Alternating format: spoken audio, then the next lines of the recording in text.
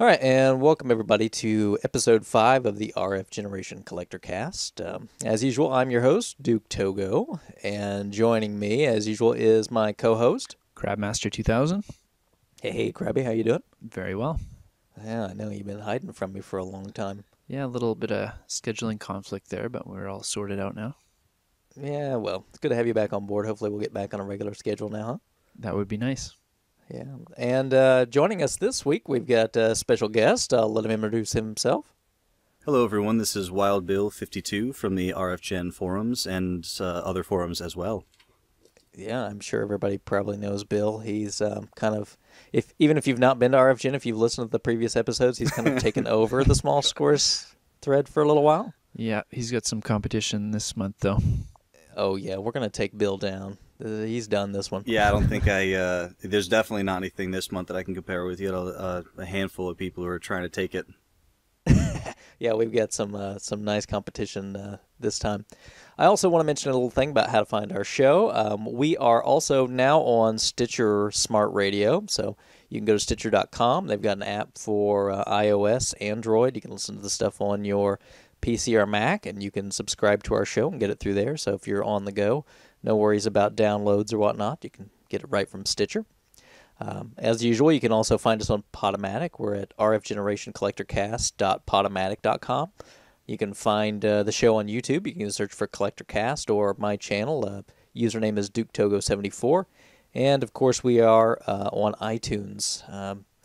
We're still trying to get on Zune, but I don't know what's happening there. It's like they've just sort of ignored us, I think. All right, so Crabby, it's been, like we said, a little while. So where have your adventures been taking you in gaming land? In gaming land, nothing too exciting lately. We went on a little out-of-town vacation, so I checked out some pawn shops and other places in some newer cities, but I didn't find anything too exciting. Yeah, but it's kind of fun to get yourself back into the game, right? Oh, yeah. Yeah, it's definitely good to get out again. Yeah, I've been having a lot of luck. The little local game exchange here. I will get into the small scores, but man, they've been having some pretty good stuff cheap. So man, if you guys are not out scouring locally, you got to do it. And a few of the yard sale hits. So we'll definitely talk about that. What about you, Bill? Yeah, nothing big. Like I said, still kind of recovering from some of the purchases from the last few months. Where the big Nintendo score from Tin Star, which thank you very much if you're listening. Appreciate that.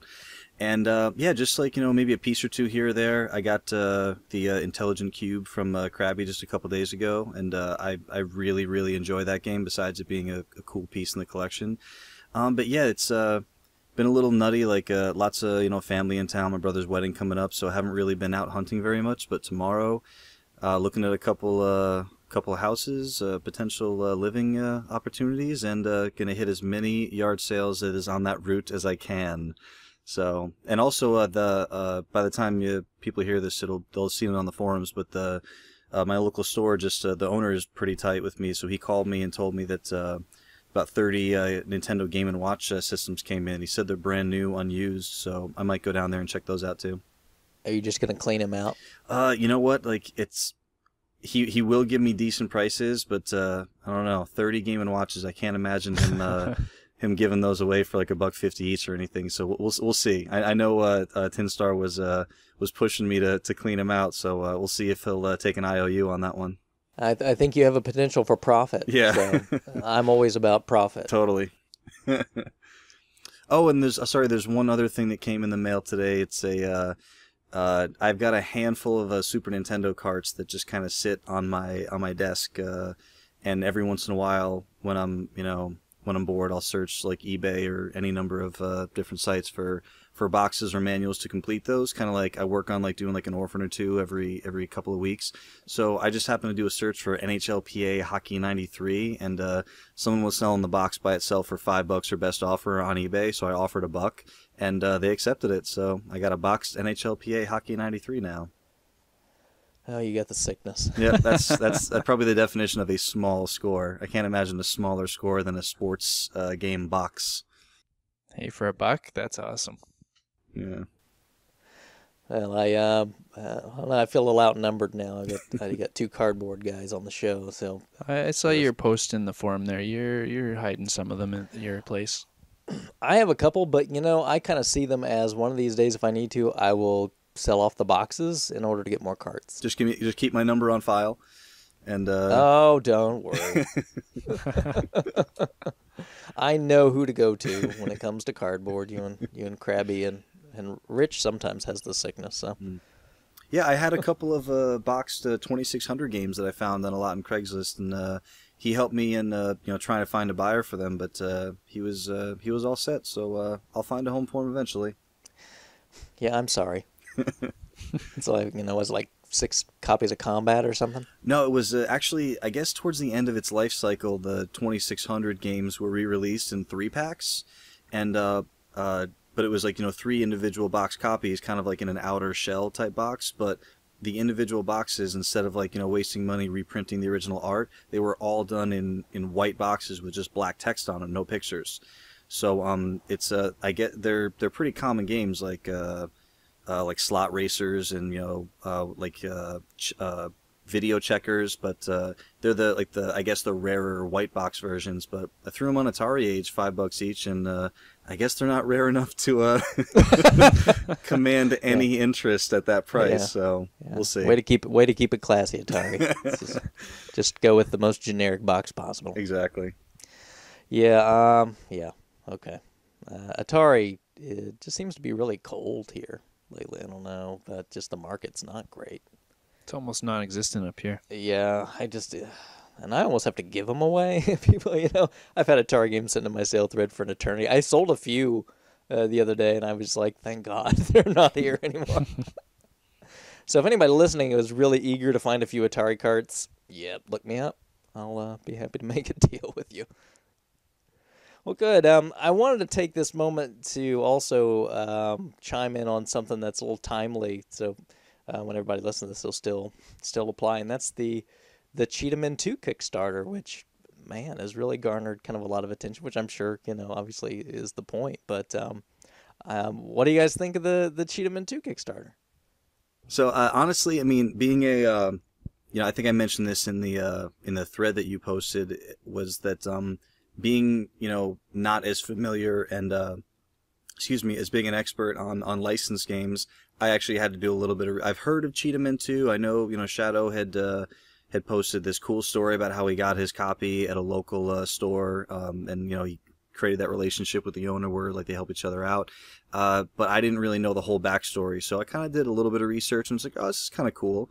But being unfamiliar with repros and unlicensed pricing and everything, I had to ask a few questions on that. But from what I'm hearing, I mean, $60 is not terribly unreasonable for a complete remade game, especially one that's never been available, publicly in working form. So I think it's a cool thing that it's out there. Now I have to take umbrage because I hear a lot of people saying repro when they talk about this, and I do not consider this a repro. I mean, it's if I said that, I didn't mean to. Okay, I mean, a lot of people say that, and this is a legitimate release to me because, I mean, it's the original rights owner. They're, manufacturing the carts. I mean, to me, this is just a full-fledged unlicensed title then? Yeah, absolutely. Yeah, I can see that. Yeah, to me, a repro is when someone, takes property that they don't own and they reproduces it. It's very, very close to piracy, but we're going to save that for another topic one day. But what do you think, Crab? Yeah, I think it's awesome. I'm not an unlicensed guy myself, like Bill. I kind of stick to the licensed, but I'm with you. I would consider this a legitimate release, and if I was into unlicensed games, I would be pretty psyched to grab one for $60. No brainer. Oh, absolutely. I threw in as soon as I heard about it, and I was like, I'm in. I want my copy. So will either of you do the Kickstarter? I'm currently on the fence about it, but I'm very much leaning towards doing it. I mean, it's just one of those things that, and looking at the number of backers, like most Kickstarters, in the first couple of days, they really get, a ton of money, and then things kind of even out, and then you kind of see if the rest of the market will support the product. So I think they had about, like $27,000 the first day or two, and now they have, as of recording on Friday night, they have just under 31,000. So they have to get to 65,000. So they have to double what they've done. So they have 26 days, so they have some time. But I'm actually, if I had to bet if it's actually going to make it there, I don't know if I would bet that it would. Really? Yeah. I think somewhere there's going to be some people picking up on the story, and I think it'll happen. Especially if it gets really close, I think people will make a push just to get the game. Yeah, no, I mean, it's just in talking with Greg Pavich, one of the main guys who's put the project together. He's a cool guy. He wants to do it for the community. He said that him and the team have put in way more money and time and resources than they're going to get back from this. It's really like a passion project for them. And anytime someone wants to take something that they really believe in and do something for the retro or the collecting community, I think it's really cool. So I probably will end up going for it. I haven't yet though. Yeah, I think, if you guys are on the fence, I'm sure that's probably why it's sitting at where it's at, because there's probably a lot of people on the fence. And I think if everybody sits and takes a wait-and-see attitude, well, of course it won't get funded. But, the thing is if they don't hit their goal, you don't have to pay. Correct. So I don't really see the downside at all. Yeah, I mean, there's no risk money-wise, so... I don't think the price is unreasonable, what they're asking for. I'm probably out, though, just because... I owe Single Banana a lot of money right now, so I need to pay him first before I kickstart anything. Oh, you don't owe anybody else then, anyway? No, nobody else. But I actually owe Crabby, so maybe I can just give something to Single Banana, and then you'll owe less. I got a couple things sitting here for him too, so don't count me out. No, I haven't forgotten. I know, I'm just messing with you. So I'll be curious to hear more about the Cheetahman 2, but God, don't get in when you can get in. They're talking about maybe like a 1,000 cart run. So, here's your chance. Get in there and make it happen. This will be pretty cool. I think it'll be the first time anything like this has really been tried. I hope it takes so that it increases the possibility of something similar happening in the future. That's exactly what I was thinking. It's more than anything else, this gets me excited about the possibility of other similar things happening. And not to get too far off topic, because this is, kind of out of left field, but what if it could never happen because it's owned by Sega and everything, but what if someone did something like, tried to get the Sega Neptune released? Again, wow. I know it's not going to happen, but it just got me thinking about all the crazy possibilities, like the things that people could do, with the right people and the legal rights and all that kind of stuff. But I'd be excited for more releases for full box releases. Now, one comment that I read on a thread that got me thinking was that someone needs to do a Kickstarter and buy the rights from Bandai for stadium events and do another run. Interesting. That is interesting. I can't imagine. Do you think there'd be that much draw for a reproduction, or not a reproduction, but a re-release of that one? Look, we're talking about Cheetahman 2 here, and it's going. Yeah. So you tell me that there wouldn't be more interest for a stadium event? But people can grab world-class track meet for $5 any day of the week. That's not the point. You could go get a reproduction of Cheetahman 2 fairly affordably. Or you could make your own. Yeah, but I just like you said before, how this is the original team or the original company. I kind of feel like these are the people who were originally responsible for this series. If someone just decides, hey, I'm going to buy the rights to this invisible ROM file somewhere and throw it on a cart and make some money off it, so the combination of that plus the game's not terribly good, and I don't know. It's an interesting proposal. It just doesn't seem that appealing to me. All right, now here's one other possibility I thought of. So there were a lot of unreleased NES titles. Obviously, there's a lot of reproduction makers making those, but that property's technically owned by some of these companies. Like California Raisins is owned by Capcom, and we could go down the list.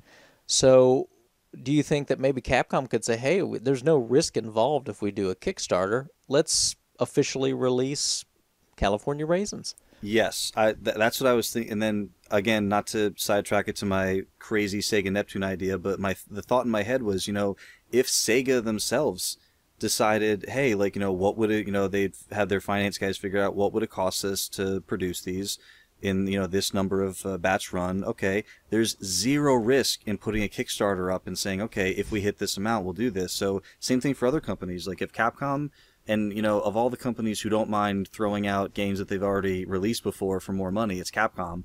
So if they want to, right, and nothing against Capcom. I like Capcom. They make a lot of good games, but they, release. I think the joke on Twitter or something the other day was like, if you build a new system, Capcom will release an old game on it. Yeah. But yeah, I mean, there's nothing stopping any of these major companies from just using, crowdsourced funding to release things that the crowd wants. Sure. Or I mean, there's plenty of prototypes that were pretty much done. And they get the repros, so again, why not? Why not come out with an official release for these things now? I mean, it would get a lot of buzz on the internet. Again, no risk. Hopefully someone will pay attention to this and want to make a little money and just give the fans some love. I hope so.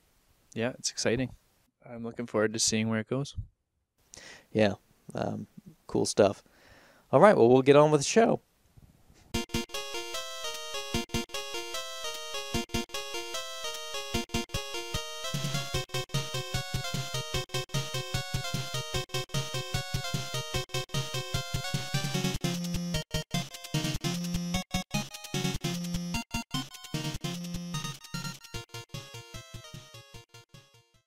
So we'll jump right into the small scores since it's been so long since our last podcast. There's been lots of time, and you guys have been racking up just amazing scores over that time. Yeah, I think feel like almost like we gotta have another show episode just to fit some of these things in. But we've tried to pare it down, and so if we've missed you, we love all of you. Just keep posting. Yeah, and everyone's been slapping pictures up there. It's been awesome. Almost every one of these scores had a big glossy picture on it. It's amazing. I love it. Yeah, so if you have to wonder what draws our attention when we fill out our list, We need the it's eye like candy. it's like game porn, All right, that draws silence. Maybe it's not. Great. All right. No, it So definitely is. It's like sometimes you just sometimes you get that itch and like you're like, oh, let me see, like, oh my God, he got one of those.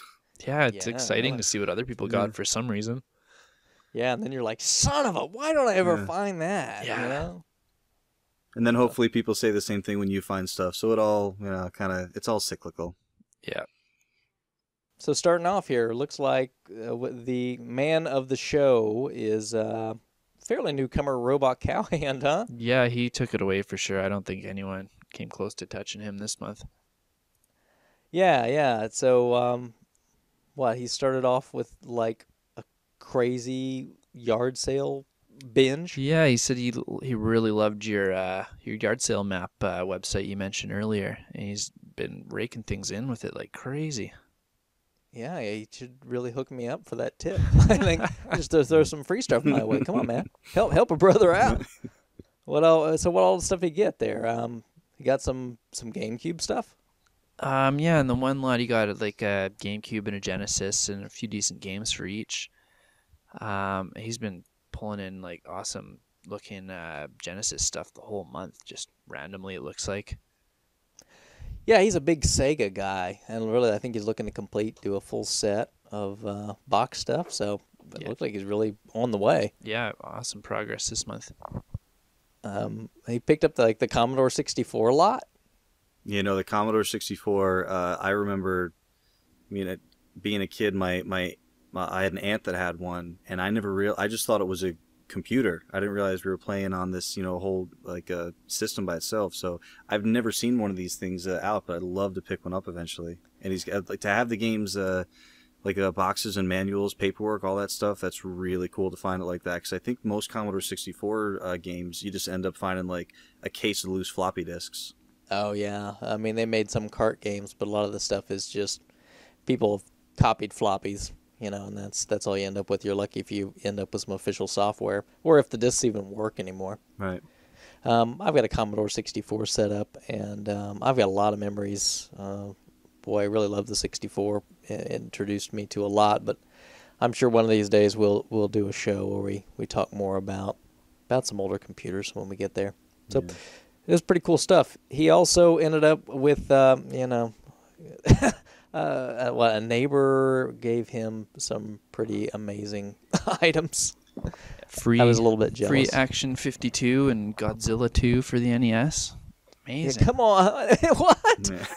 Hey, I need that kind of neighbors like, oh, hey, what you going on? I was just going to toss out this Action 52. Yeah, you want it? Here's $200 worth of games. Yeah, yeah, sure. Well, I told you the copy of Panzer Dragoon Saga that I ended up selling for that buddy of mine a few months back. He works at Best Buy and they do electronics recycling. And some customer just walked in with a box and said, hey, I want to recycle this. And they just put it in the back. It was about to go like in a dumpster, a trash compactor, or whatever we do with it. And someone said to open it up and saw Saturn games and said, hey, don't you like old stuff, Saturn games? And he walked back. Gosh. It was Panzer Dragoon Saga. It was Panzer 1 and 2, all complete. Panzer 1 and 2. It was Guardian Heroes. It was Shining Force 3. What? It was literally the Saturn RPG collection. And he just walked out of the store with it. So this is the thing that really worries me. Think of all the times this is happening where no one is catching it. I know, and people have talked about dumpster diving on the show before, and I've never done it, but it might be worth a look some point in the future. I'm telling you, or I just need to find some inside people. You know what I mean? Yeah, just totally. butter somebody up somewhere. Be like, hey, look, dude, help me out. I'll throw you a few bucks.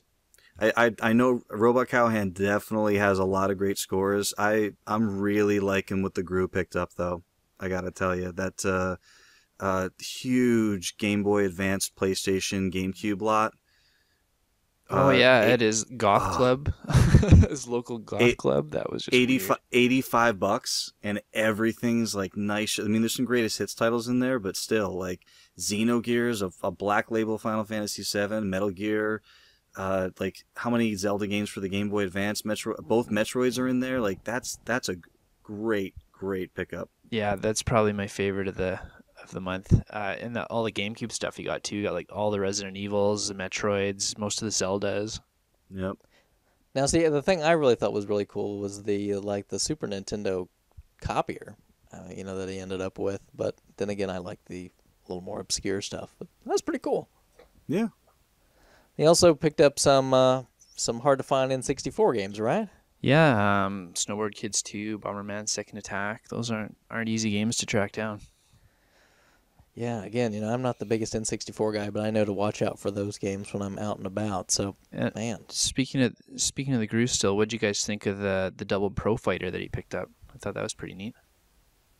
Yeah, that's that copier thing I was talking about, right? Yeah. I mean, copy cool. old Super Nintendo and Genesis games on it, and he says his is working. Apparently, they've got a pretty notorious failure rate, but he found a working one magically enough. Yeah, there's definitely lots of little quirky items like that I would never go out and look for, but if I see one, I'm absolutely grabbing it. I might have walked right by that without even knowing what it was. Yeah, totally. Yeah, I sold my Z64, which is kind of the same sort of thing for N64 a while back, and I did all right with it. So, I mean, these are good pickups. Yeah, I remember that. That thing was pretty cool. And I think there was another model that was the less reliable, and you actually had the more reliable one, right? Yeah, I had the great one. So there was 3 different versions of that hardware, and version 2 was the best one, and that's the one I had. So version 1 didn't have as much memory, so you couldn't play as many games on it, and version 3 had a weird overheating bug with the hardware. So not that probably a lot of people are really excited about Z64, but if you are, there you know what to look out for. I may have another one coming close into my hands soon, so maybe we'll see. All right, so are either of you guys into this Skylander stuff? Yes, Crabby. Yeah, Crabby. He's all over that Skylander forum. my son and he's been playing it at this gaming place. So I go to play Street Fighter and he plays Skylanders. So we finally got it at home. So we've been addicted to it together for the last 3 or 4 weeks now. Yeah, and so Norch and how do you want to say that? Blisk? It's Black Label Skate, I think, or something like that is what it is. But anyway, Yeah, I mean, just going nuts on these Skylander things, right? Yeah, absolutely. And that's all my kid talks about. So whenever Really? whenever it's all he wants to do with anyone these days. Even if it's not the game, he just likes to have the little figures around, play with them like they're action figures. So this is kind of like the Pokemon of this generation? Absolutely, because he's already got one of each type, but he's got this poster in his room that came with the game. It's got all the characters on it, so he's got to get every one of them on this poster, right? Yeah, the problem is that these are like you have to buy them and not just unlock them in a game. I mean, you're gonna go broke buying these Skylanders things, huh? Yeah, but that's why we've ended up buying a few secondhand, so we don't get the packaging. But he's been happy with them.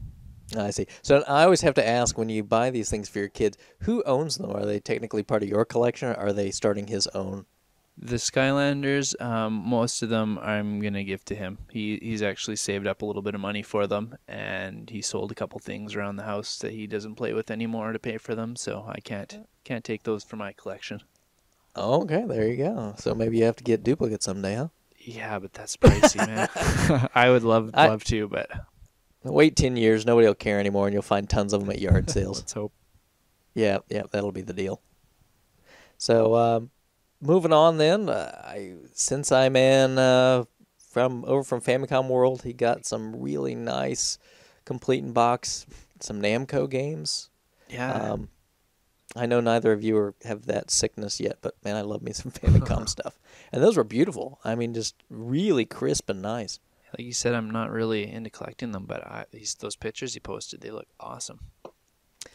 Yeah, and it always gets me that, the boxes are so small when you get them. I mean, I've got a couple box games from Famicom, and I mean, they're like cassette tape size, Mm-hmm. So they're kind of neat. It's a little bit different. Hey, he's got an amazing collection. I don't know if you've ever checked out his website. I'll see if I can link to it in the show notes, but he's got it's a Famicom blog, something like that, and he posts his stuff that he finds. But he lives over there, and he comes up with some great stuff, and he's a wonderful seller. So I think we've mentioned him in the show before, so I won't beat that dead horse. What else we got? Well, Bill, you picked a few things up this time, right? Yeah, just a few. Like I said, still recovering, but got a nice one to add to the 32X collection. I'm not as condition concerned as a lot of other complete in box collectors, but it's always really nice to get just a pristine box. And this Blackthorn, as much as I try to stay away from I prefer collector forms to every other method of buying, but sometimes you got to go to the auction site. So I ended up getting this in an auction at a price I'm very happy with. I actually lost an auction about a month before for about 10 or 15 bucks more. So I'm very happy with it, and the condition's excellent. So that's Blackthorn on the 32X. That takes me down to 3 titles remaining. So how many titles total is a full 32X set? I don't think too many people can include the unreleased games that are available as a couple of repros, like Darkseid and X-Men. I think it's called the Clone. I forget what it's called. It's not the Clone Wars. It's like Clone Conspiracy or something like that. So, and it also depends on if you count the Sega CD / 32X games. Corpse Killer, Night Trap, Fahrenheit. Do you? I personally do. Yeah. If it's Sega and it's yellow, it's in the collection. Okay. So yeah, it's 30. Depending on what you count, it's like 36, 38 games. So it's I only started collecting seriously just over a year ago. So it's actually come together for a complete 32X collection that I didn't want to spend a lot of money on. It's actually come together pretty quickly. I'm very picky with price. It's how I can afford to do this without losing my house. So I really try to make the hobby pay for itself, like a lot of people. Like I sell what I get good deals on and everything. So yeah, being 3 games away from that complete set's pretty exciting. But it's 2 of them are 2 of the hardest to get. So I think it's going to be at least another year or 2, maybe. We'll see how my luck runs. So I'm curious. Are there any like European or Japanese exclusive titles for the 32X? Yeah, there's FIFA was released in Europe. Darkseid, which is Darxide, so it's got a weird spelling. It's like kind of like a Shadow Squadron-y kind of 3D shooter. That was actually was released in Europe, but it's similar to kind of like the late release NES games where it was so late in the cycle and didn't sell very well that it's extremely rare, and it commands a pretty high price. I think I think the last few completes in pristine condition that have sold have been at least like $1,000, $1,500, but I'd have to double check that. And then there's the prototype. There's this X-Men game. You can find YouTube videos of it. It's it's like alpha. It's nowhere near finished, and it doesn't look good. Like the potential of the system is kind of what they're showing off, but the game doesn't look good at all. So you'll never see a repro for it unless someone goes crazy. You will. Yeah. You will. If someone can make some money, they will. Once I get my EEPROM programmer, you'll see a repro for that. But you and me will become friends. Yeah. We're going to become really good buddies. I'm starting to dabble, but just in reading some of the guides, it's pretty technical. So we'll see how long that takes me. But yeah, I mean, 32X, it's a very weird, kind of quirky system. Not a ton of people are into, and somehow it's just kind of found a place. In my collection that I really like something about it. So yeah, it's just a little side project I have. So I'm curious, are you going to go after those European exclusives? I don't think so. Okay. And it's not even because they're European. It's not even because they're expensive. It's just I may do a Dark Side repro because it's actually like a finished game, and similar to Crabby's syndrome of having everything kind of like uniform. I don't want to have a non-yellow complete 32X game sitting next to the rest of my complete yellow 32X games. So I'd probably do the repro just for the artwork. But yeah, I'm not too interested in going after some of those crazy obscure titles unless I come across them. Then I'll grab them. I would, if I didn't know better, I would say that maybe collectors tend to have some OCD characteristics, but that can't be right. So let's move on. We also had Slow Man, which has had some great lots of stuff before. Man, he really knocked it out. The thing I liked the best, I mean, personally, was the Nintendo Power Mags. I mean, I love those things. Yeah, the old ones are awesome. Yeah, those first two like claymation covers with Mario and Luigi, those are great issues. Yeah, because I had all that stuff as a kid, and a lot of those stuff got thrown out by my folks. So, man, I just I used to have like the Nintendo Fun Club news and all those, and I'm gonna get a Fun Club news set here at some point in time. I know you keep saying that. You're into that. They're awesome. If you've never read through them, at least look at the scans online. I mean, it's such blatant advertising. But as a kid, that was like magic. I mean, I'm telling you what, like in the video game magazines, like in the back, they would always have like this little card, and they would like check these things for ones you'd like information from these companies. I would just check all of them and send it in. And I've still got a bunch. It's like they would just send out these newsletters, all these companies, and I've still got them. And man, they're just cool. I like that. I mean, these days, you get the email spam, and 30 years from now, nobody's gonna still have that stuff. But yeah, I'll still have these. I don't think there's any spam collectors out there who are trying to get through all of the press releases for all the garbage games. But no, yeah, Slow Man, that PlayStation 1, PlayStation 2 SNES lot. I actually I'm setting up a deal with him right now. He's a fairly newish member, but very, very cool so far. Very easy to deal with. So can't wait for those games to come in eventually. Yeah, he raked in a good lot of role-playing games on there. Yeah, and a couple import things, huh? Yeah, some quirky little 360 PS2 imports. You don't find those over here too often. Yeah, and I think that's going to be tricky too, because I mean, you really can't play those without like modding or getting a foreign console, right? For the 360, I don't think so.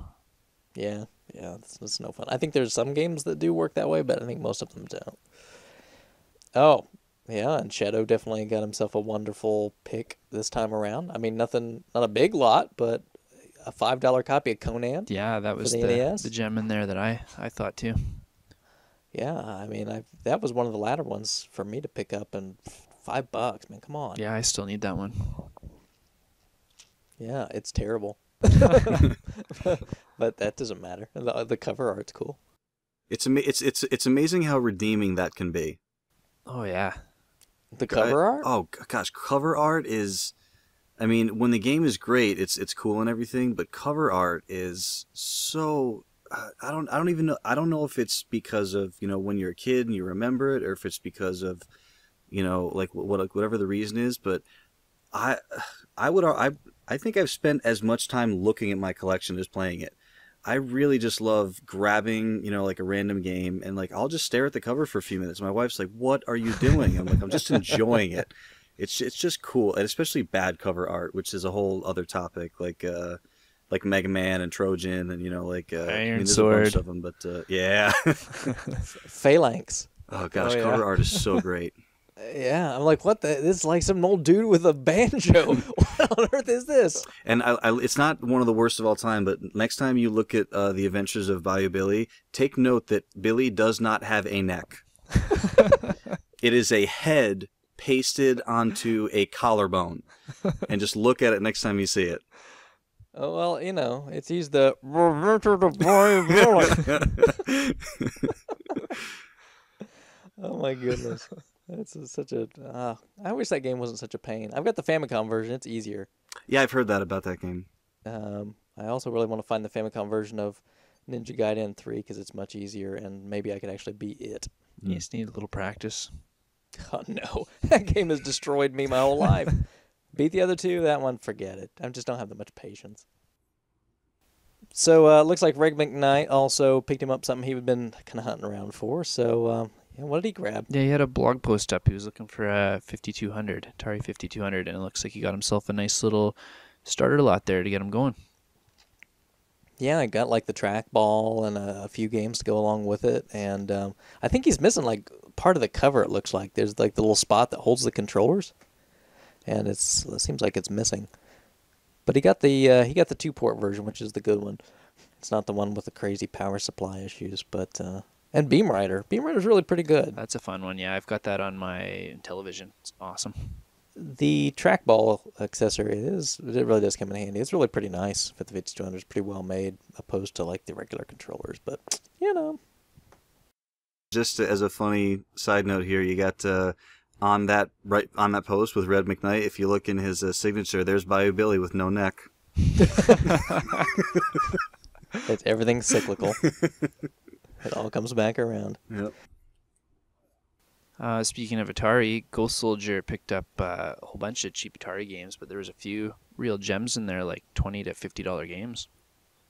But I just really don't know much about 2600 either. So I mean, what was good in that? Apparently, Boing, Up and Down, and Quest for Quintana Roo are all like the gems in his lot there. What the heck are those? I've never heard of them before. I haven't played or found any of those. Yeah, so I'm not too familiar with the system, but I checked them out after Single Banana pointed them out too, and yeah, they all go for quite a bit. Yeah, he's into the 2600 stuff, right? Oh yeah, Banana loves it. Yep. Yeah, I've got obviously some of that stuff, but I grew up with it, had it when I was little, just never really had a passion for it. Because to me, it was like, as soon as I could play the Nintendo, I'm like, okay, 2600 sucks. Yeah, same here. Like we've had the conversation before that I think like I was in like Cub Scouts and someone had it, and it's like at the end of a Cub Scout meeting, you turn on the Atari and play something, and it was like, oh, that's kind of cool. Like you touch a button and like something on the screen kind of happens in relation to that. Like I don't know, for some reason it never took me, but I'm the same way. Like Nintendo hit, and I was like, psh, I don't need that thing anymore. You know the thing that's really funny, honestly, if you ever have the opportunity to do this, bring a 2600 to somewhere with like some early 20-year-olds that have never played it, turn it on, hook it up to a TV, turn it on with a game in it, and just set the controllers there and just watch. And they will have no clue how to play the thing because they don't realize that you have to hit the game reset switch. Yeah, they'll just sit there pressing like the fire button forever. Like, what? What do you? It doesn't work. What's going on? I remember before I really knew much about 2600, and like I would just look at a cart, and it was like it would tell you some of the options for the game on the cart because, difficulty level A, B, and like hit this switch for this, and hit reset 3 times to start on level 4, and it's because it was all on the console. Yeah, or like, have you guys ever seen Space Shuttle for the 2600? Oh. Yes. Yeah, it's got like this overlay that fits on it and like a cheat sheet, and it uses like the switches of the 2600 like switches for like flying the space shuttles, like landing gear and all this stuff. I mean, it's pretty cool. Sounds really neat. Anyway, yeah, it is kind of a cool game. I think that one was kind of fun if you get a chance to find it. But All right, enough of slamming the 2600. Banana's going to be like, no! And Bomba, man, what's he? Searching through Free the stuff. scrap, searching for a used printer, and he found himself a free CDI. Dumpster diving, wasn't he? I was going through recycling at work, I think, so pretty much.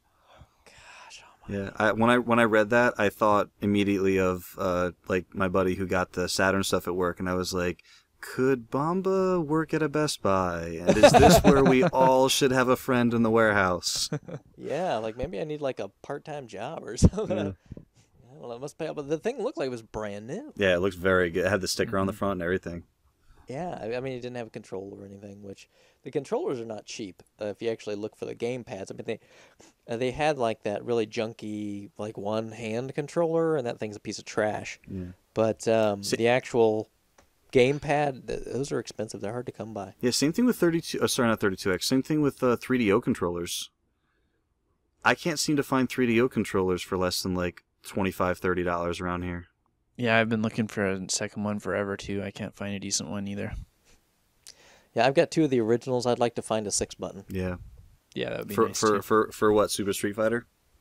Yeah, which I don't have, but I'm sure it's out there somewhere. I do, and it's hard to play with that 3-button.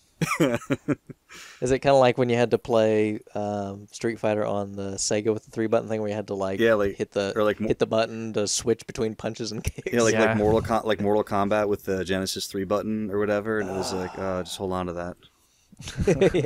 yeah, thanks. That's great. Painful. Vitellius, which is like he's a new member to the site. Brand new, yeah.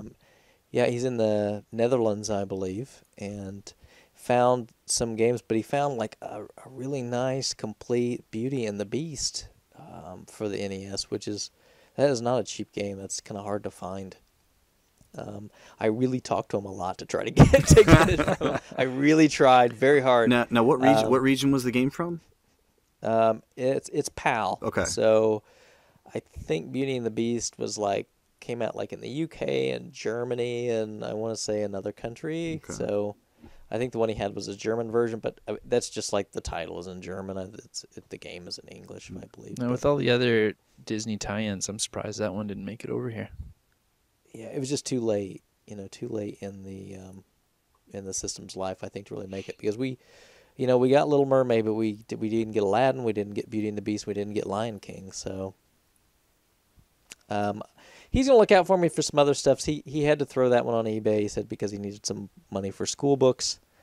I really tried hard, but hey, that's all right. I guess if I really wanted to, I could go out there and bid for it. But maybe I'll run across one of those one day. And then Barracuda, right? He found like a really good grab. Love this pickup. Like wasn't it Kmart or something? Yeah, I haven't even seen a Kmart in like a decade. Got one in my town. Maybe I need to go look.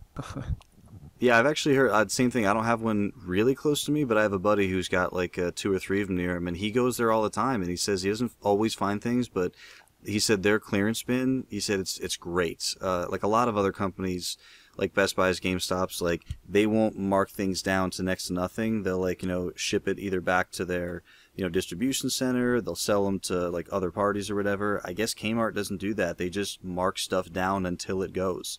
So your mileage varies a little bit from Kmart to Kmart, but it's like if you see something that you like there, and it doesn't sell, just keep checking back because they'll keep slashing it.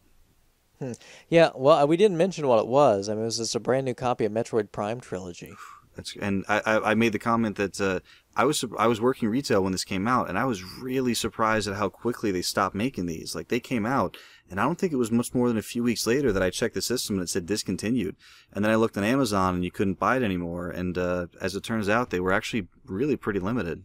Yeah, that's odd for Nintendo. You'd think it's more of like an Atlas NIS type move. Yeah. Yeah. So totally. do either of you have that? I sure do. Not me. I've got my copy still sealed, and it's going to stay that way. I've got them all, the actual releases, so I didn't pick it up. I didn't think it was going to be that limited, or I would have.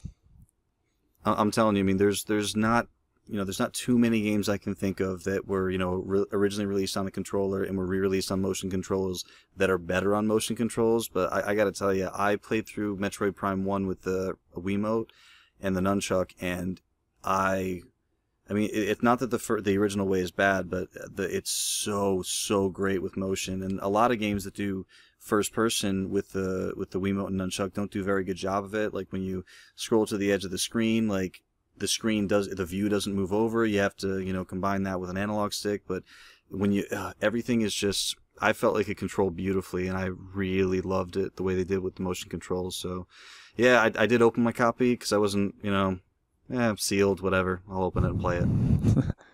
Well, my hope is that one of these days I'll run across another one, so I'll play that one and then make some moolah off this one at some point. There you go.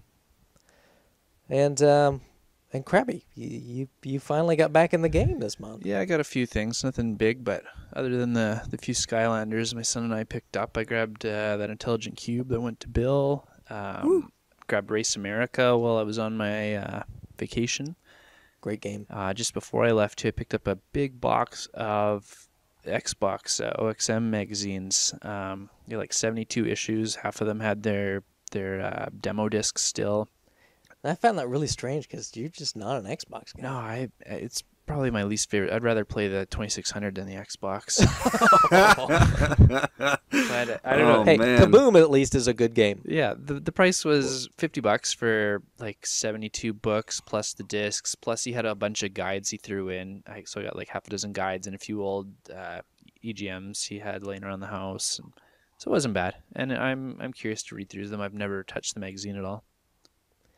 Do you have an original Xbox? I do. I actually bought it when it was new at retail and collected more dust than any other system I've owned.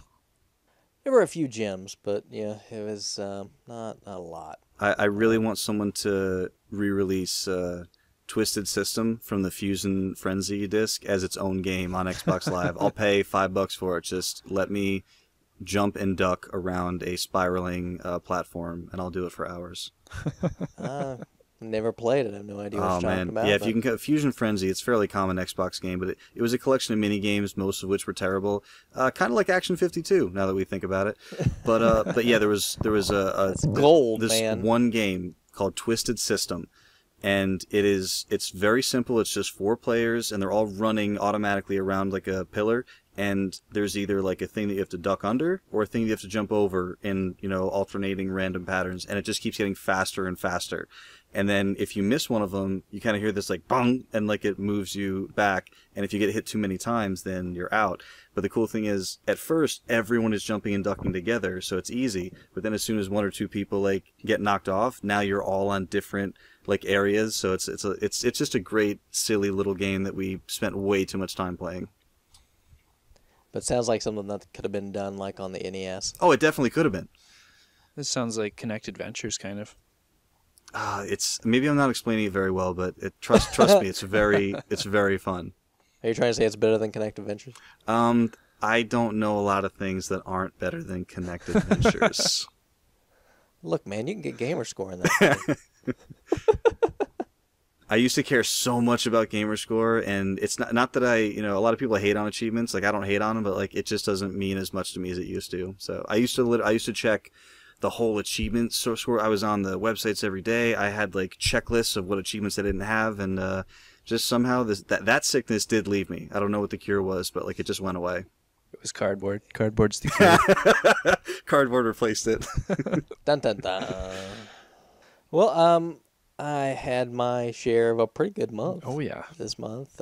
So I really can't go through everything. It was a very good month for me. Just a couple highlights though. I found a copy of Gun Knack. Was in wonderful condition at the local game exchange. I won't say how much I paid for it, but boy oh boy, it was a good deal. And it went to Banana, so I sold that off to Banana. Enjoy. Glad I went to someone who needed it, because that was one you helped me pick up not too long ago. Yeah, and I'm telling you, you did a smart thing by getting it when you did, because the price is going nuts on it. Really? Yeah.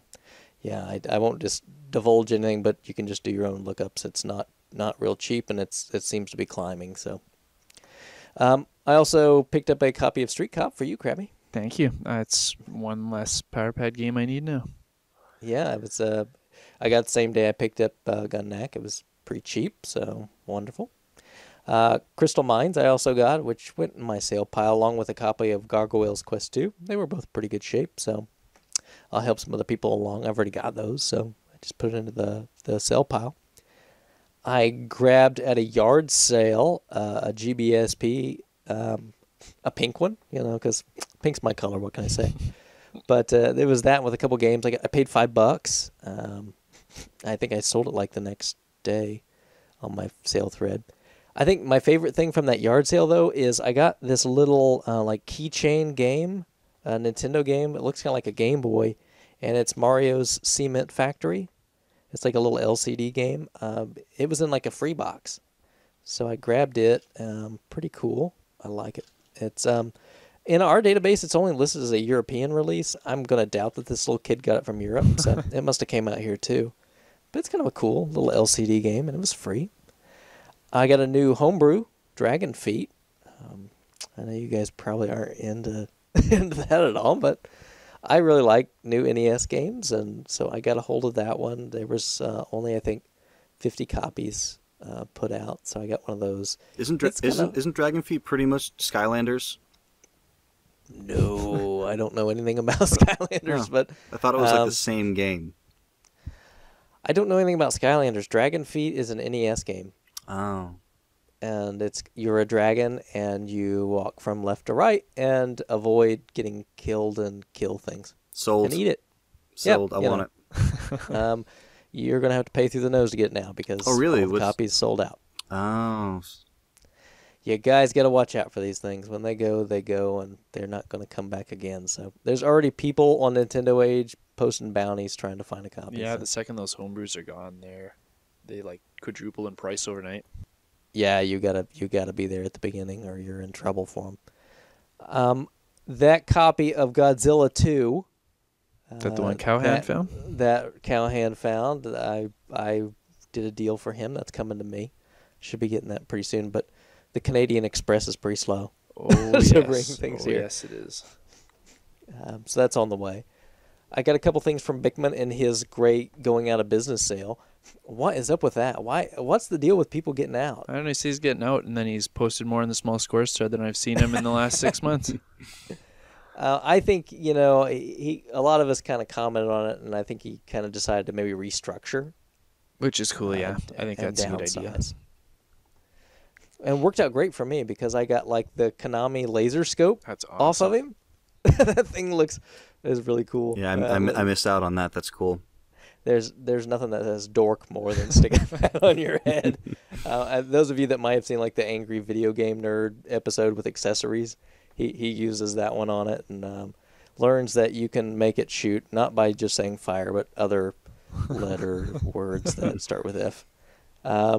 I also got Mickey's Adventure in Numberland from him, which is a hard to find card. Yeah, you got to him before me on that one. I asked him about it, and he said it was just gone before I PM'd him. You gotta be watching out for these things, guys. Sorry.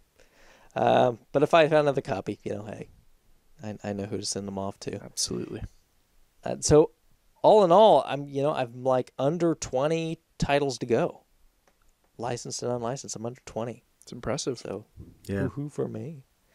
Another one that popped in that helped out with that was I got a copy of Chip and Dale 2.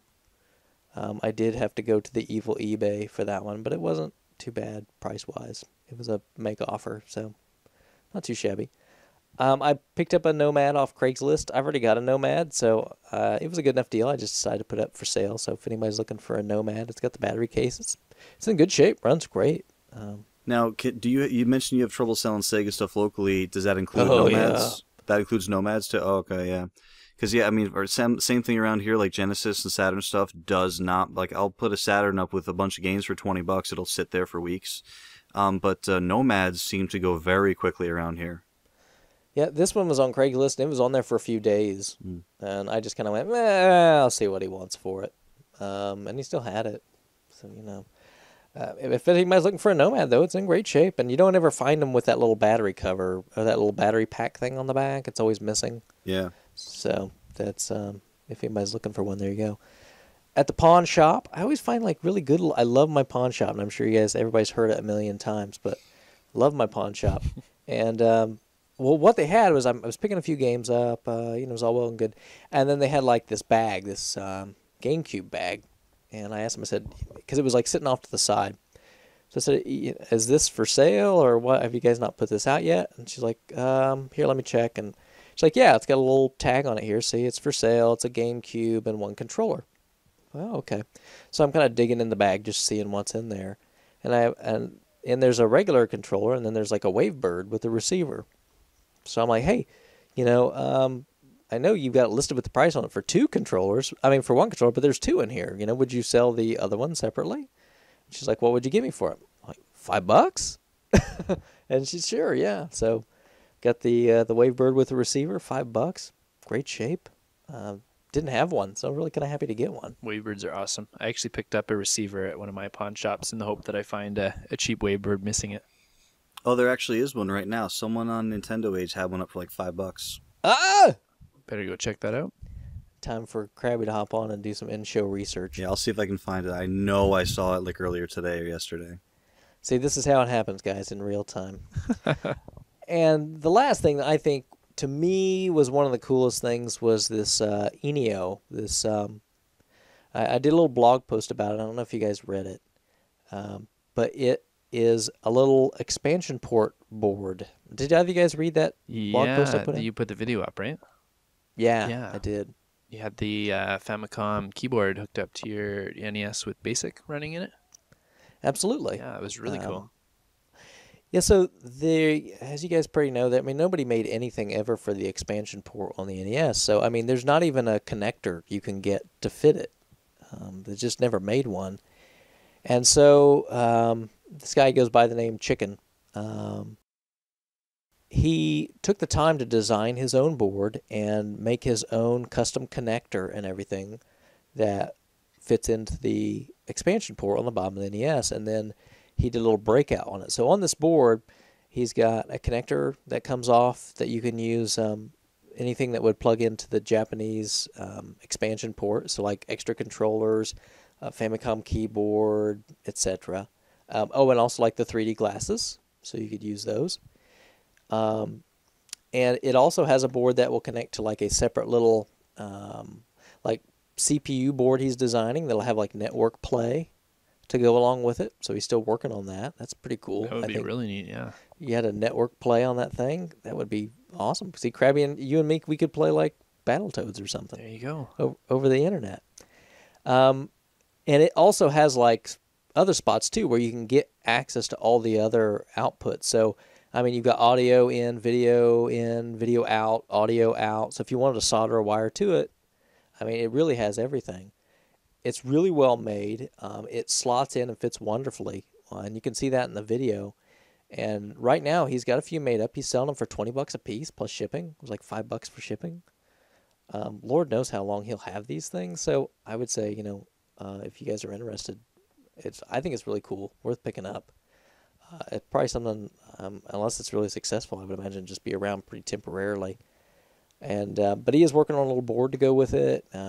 So it looks really cool. I'm really pretty excited. It's kind of the niche little projects that I really think are pretty neat.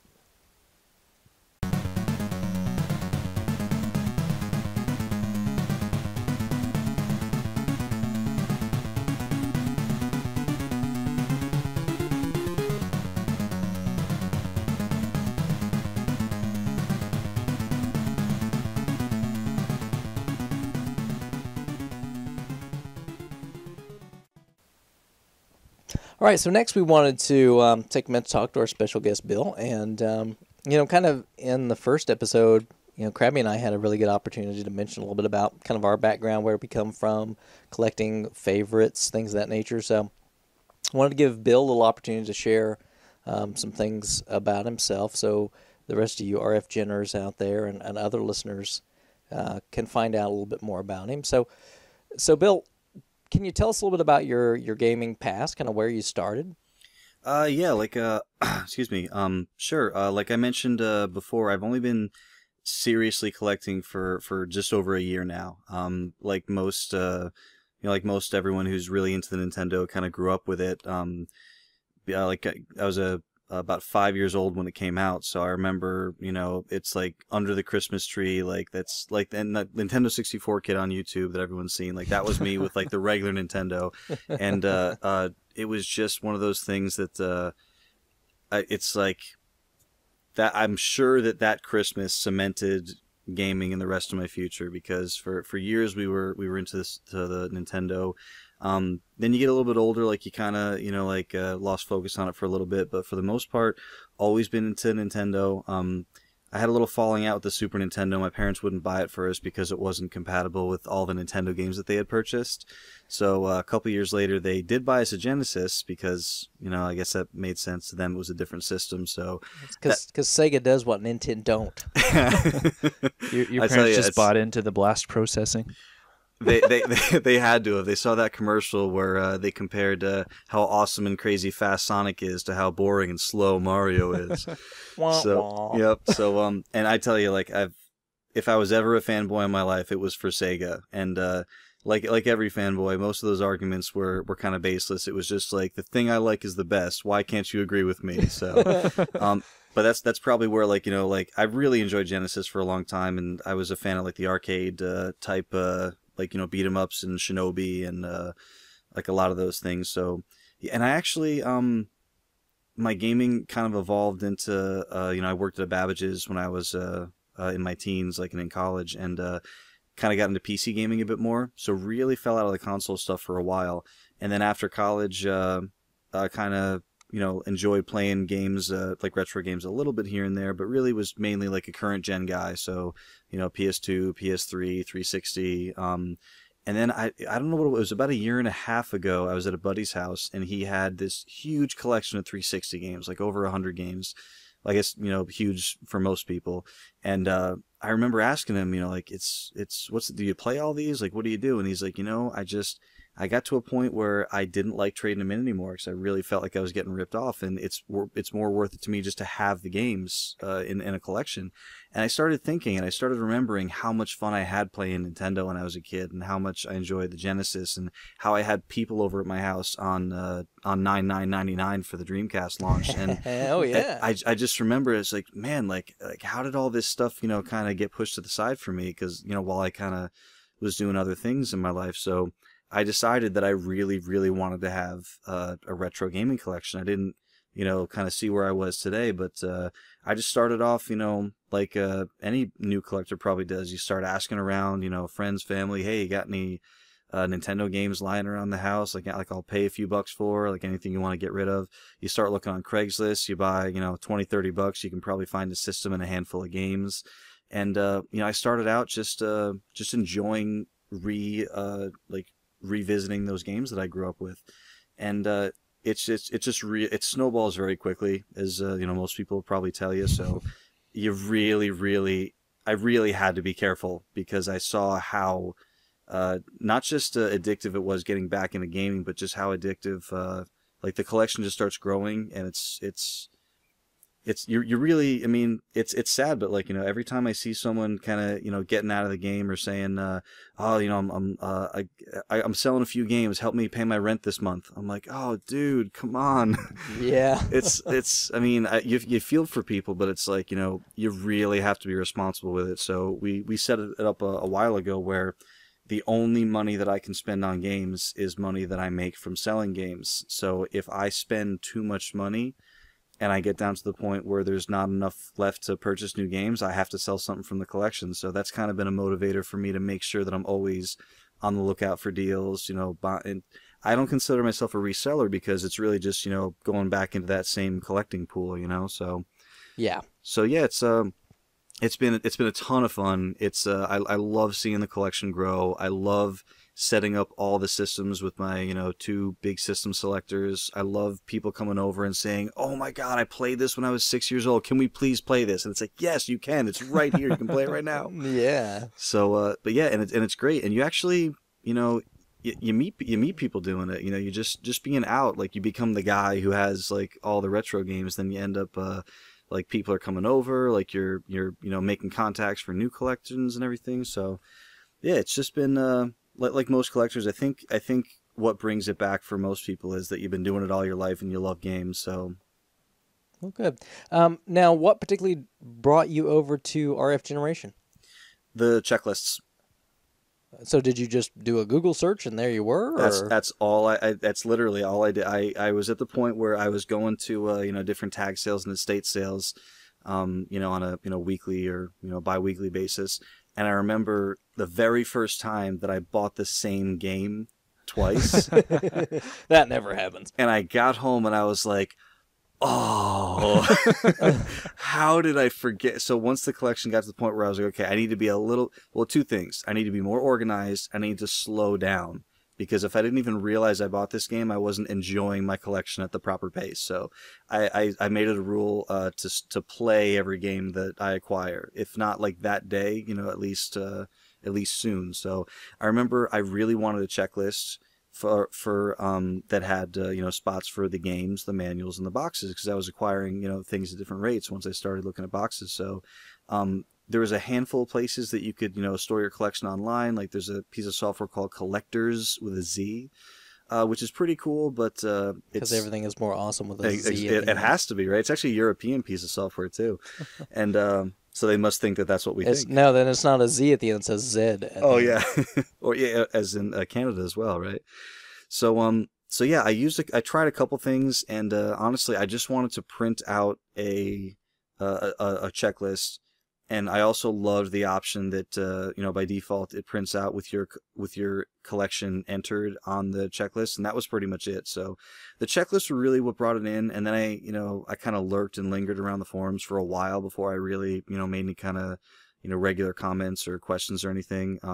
Shadow Kisaragi was probably the most helpful, like when I first got here, just as far as I was just some new guy in the forum, didn't know if I was going to be shoot out or like that's a stupid question, what are you asking that here for? But I literally remember every time I would ask something or say something, he was always the guy who was like, oh no, this is how you do that, or oh, this is where you can look, or this dude's really cool, talk to him. And it just kind of from there snowballed as a group of people who I really felt like were a great group of people that I wanted to be involved with and trading with. So, I mean, I've said it before. I mean, like it is a smaller, tighter group of collectors than some other bigger sites with bigger marketplaces, but I don't think there's a better collector forum out there than RF's. That's where I spend most of my time.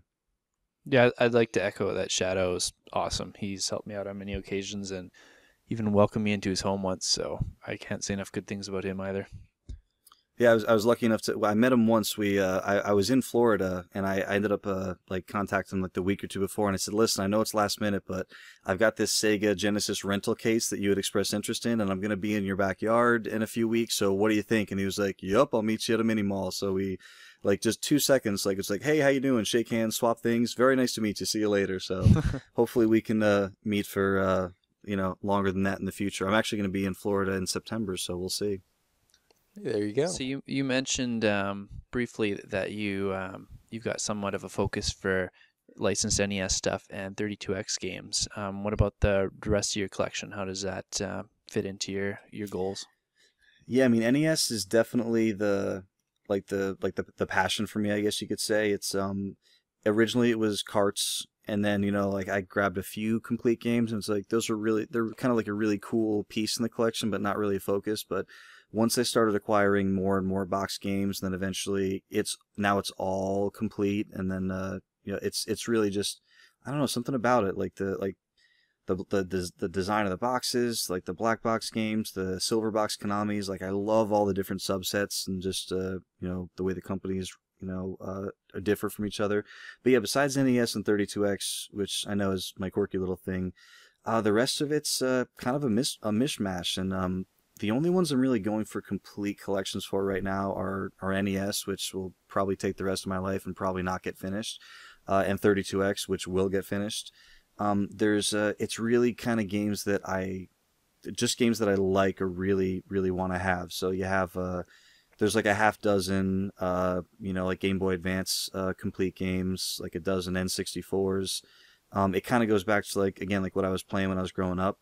Sega CD and Sega Saturn, I'm kind of on the fence on. Like I used to buy any game that I didn't already own.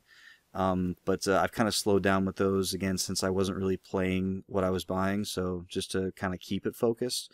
But I also play a lot of current gen stuff. Like most of what I play is current gen. I've got a couple hundred games on my Steam account that I'm trying to work my way through. I'm a little addicted to Civilization 5 right now, so that's taken up a lot of my time. But yeah, and then I've got over 100 360 games. So yeah, it's a little bit all over the place, with the majority being NES, 32X, and a handful of other things thrown in. Very good. So, can you tell us maybe what is your favorite piece of your collection, or maybe your centerpiece? Oh, it's tough. I mean, and that's the thing, because I decided to go on a budget when I started collecting. I'm not going after the Chippendale 2s and the Bonk's Adventure and all the semi-rare and hard to find ones, because I wanted to try to, number one, stay on a budget, number two, kind of knock off the commons, and then eventually kind of go after a few of the bigger pieces at a time. So I really don't have too many of the, oh my god, you have that game, for the Nintendo.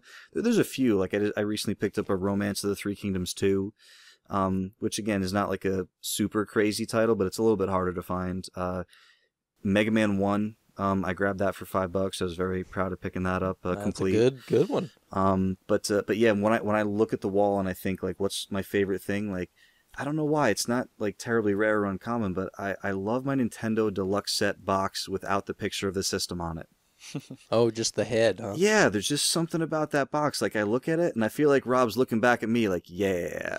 You did it. So, I'm pretty happy with my I got a complete Power Glove. I had never seen one hit Craigslist before, and I remember asking Shadow back when I was newer to collecting, and I said, "Hey, dude, it's complete. It's it's I think it was $40 or $50. It wasn't that much." And he said, "Yeah, I would definitely pick it up. I don't see those very often."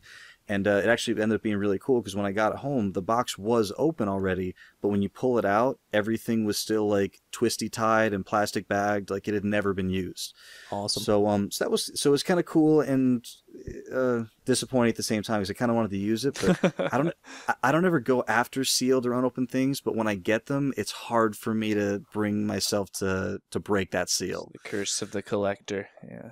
Yeah. Yeah, so, and same thing, another thing that's not terribly rare or expensive, but my 32X rental case, I'd never seen another one, kind of a 32X guy, so it's just one of those things that if I ever see another 32X dude, or, comes over to the house and says, "Whoa, where did you get that?" It's yep, just, happened to come across it, so, and Dragon Force, thanks to Crabby, I love anything with a great story behind it, and, you guys have touched on this before, as far as, I think that's what makes local collecting kind of feel a little more special in some collectors' eyes, because of, not just because you did the legwork to go and grab it locally, just because of the story that you have attached with it. So that Dragon Force disc, there was actually the dude who picked up all the free games at Best Buy in the recycling.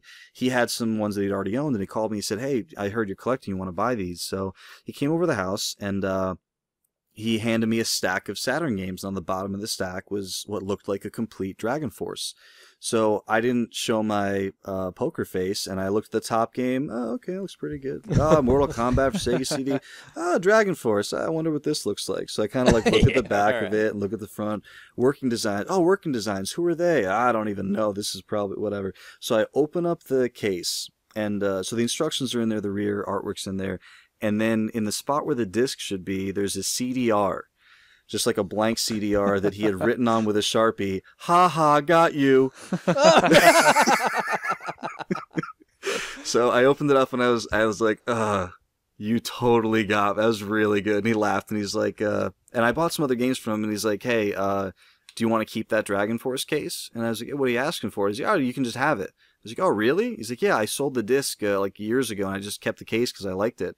So, months later, Crabby posts something on, it might have been the worst of Craigslist. I can't remember, but it was something on, it was in there. And he said, "Oh, this dude, he's got a whole bunch of, a Saturn stuff." He's like, "Well, the saving grace is there's a loose Dragon Force disc in there." And I was like, oh. So I sent him a message. I said, "Listen, if there's any chance you could grab that lot and I'll pay you what you pay for the lot. Just send me that disc. And he was actually able to grab it, sell the rest of it to make his money back, and ship me the disc anyway, which then came back to him in the form of, oh, what was it? Mario Brothers, I think WCW Wrestling, Pugsley Scavenger Hunt, and Goal 2. I think You bet. that was You what got the it. trip. Yep. Yeah. And from the guy I sold the Saturn to, I ended up getting a Bucky O'Hare, which I really, really wanted. See, and it was one of those things where I just remembered, and that again back to the earlier question of like what kind of brings you to RF, and it's like there are great deals to be had at most most sites on the internet, but like the people I found at RF and the way everyone's super willing to help everybody else out, and just to kind of help everyone with their collecting, and just like the conversations that go on there. That's kind of really what draws me to collecting, are the relationships that you make with other collectors, and hopefully eventually getting to meet some of them. I know I'm lucky enough to have a couple local guys, and Crabby, you've met a local guy. So what about you, Bill? You have some other local collectors you meet up with? Once in a while. I mean, sometimes when I buy a Craigslist lot, I'll talk to the person. I'll just try to say, so hey, like, is this stuff out of your basement? Are you a collector? And they're like, most of the time it's like, I just found it in the basement, or like it's the kids, we don't use it anymore. It's very rare that it's a collector, but they're like I said, the local retro game shop around here, or at least as local as it's like 40 minutes away, but I drive there once a week. But it's the closest thing that I have. So Yeah, that's probably like halfway across Connecticut, isn't it? Well, I'm in southwestern Connecticut, so I'm much closer to New York City than most places in Connecticut.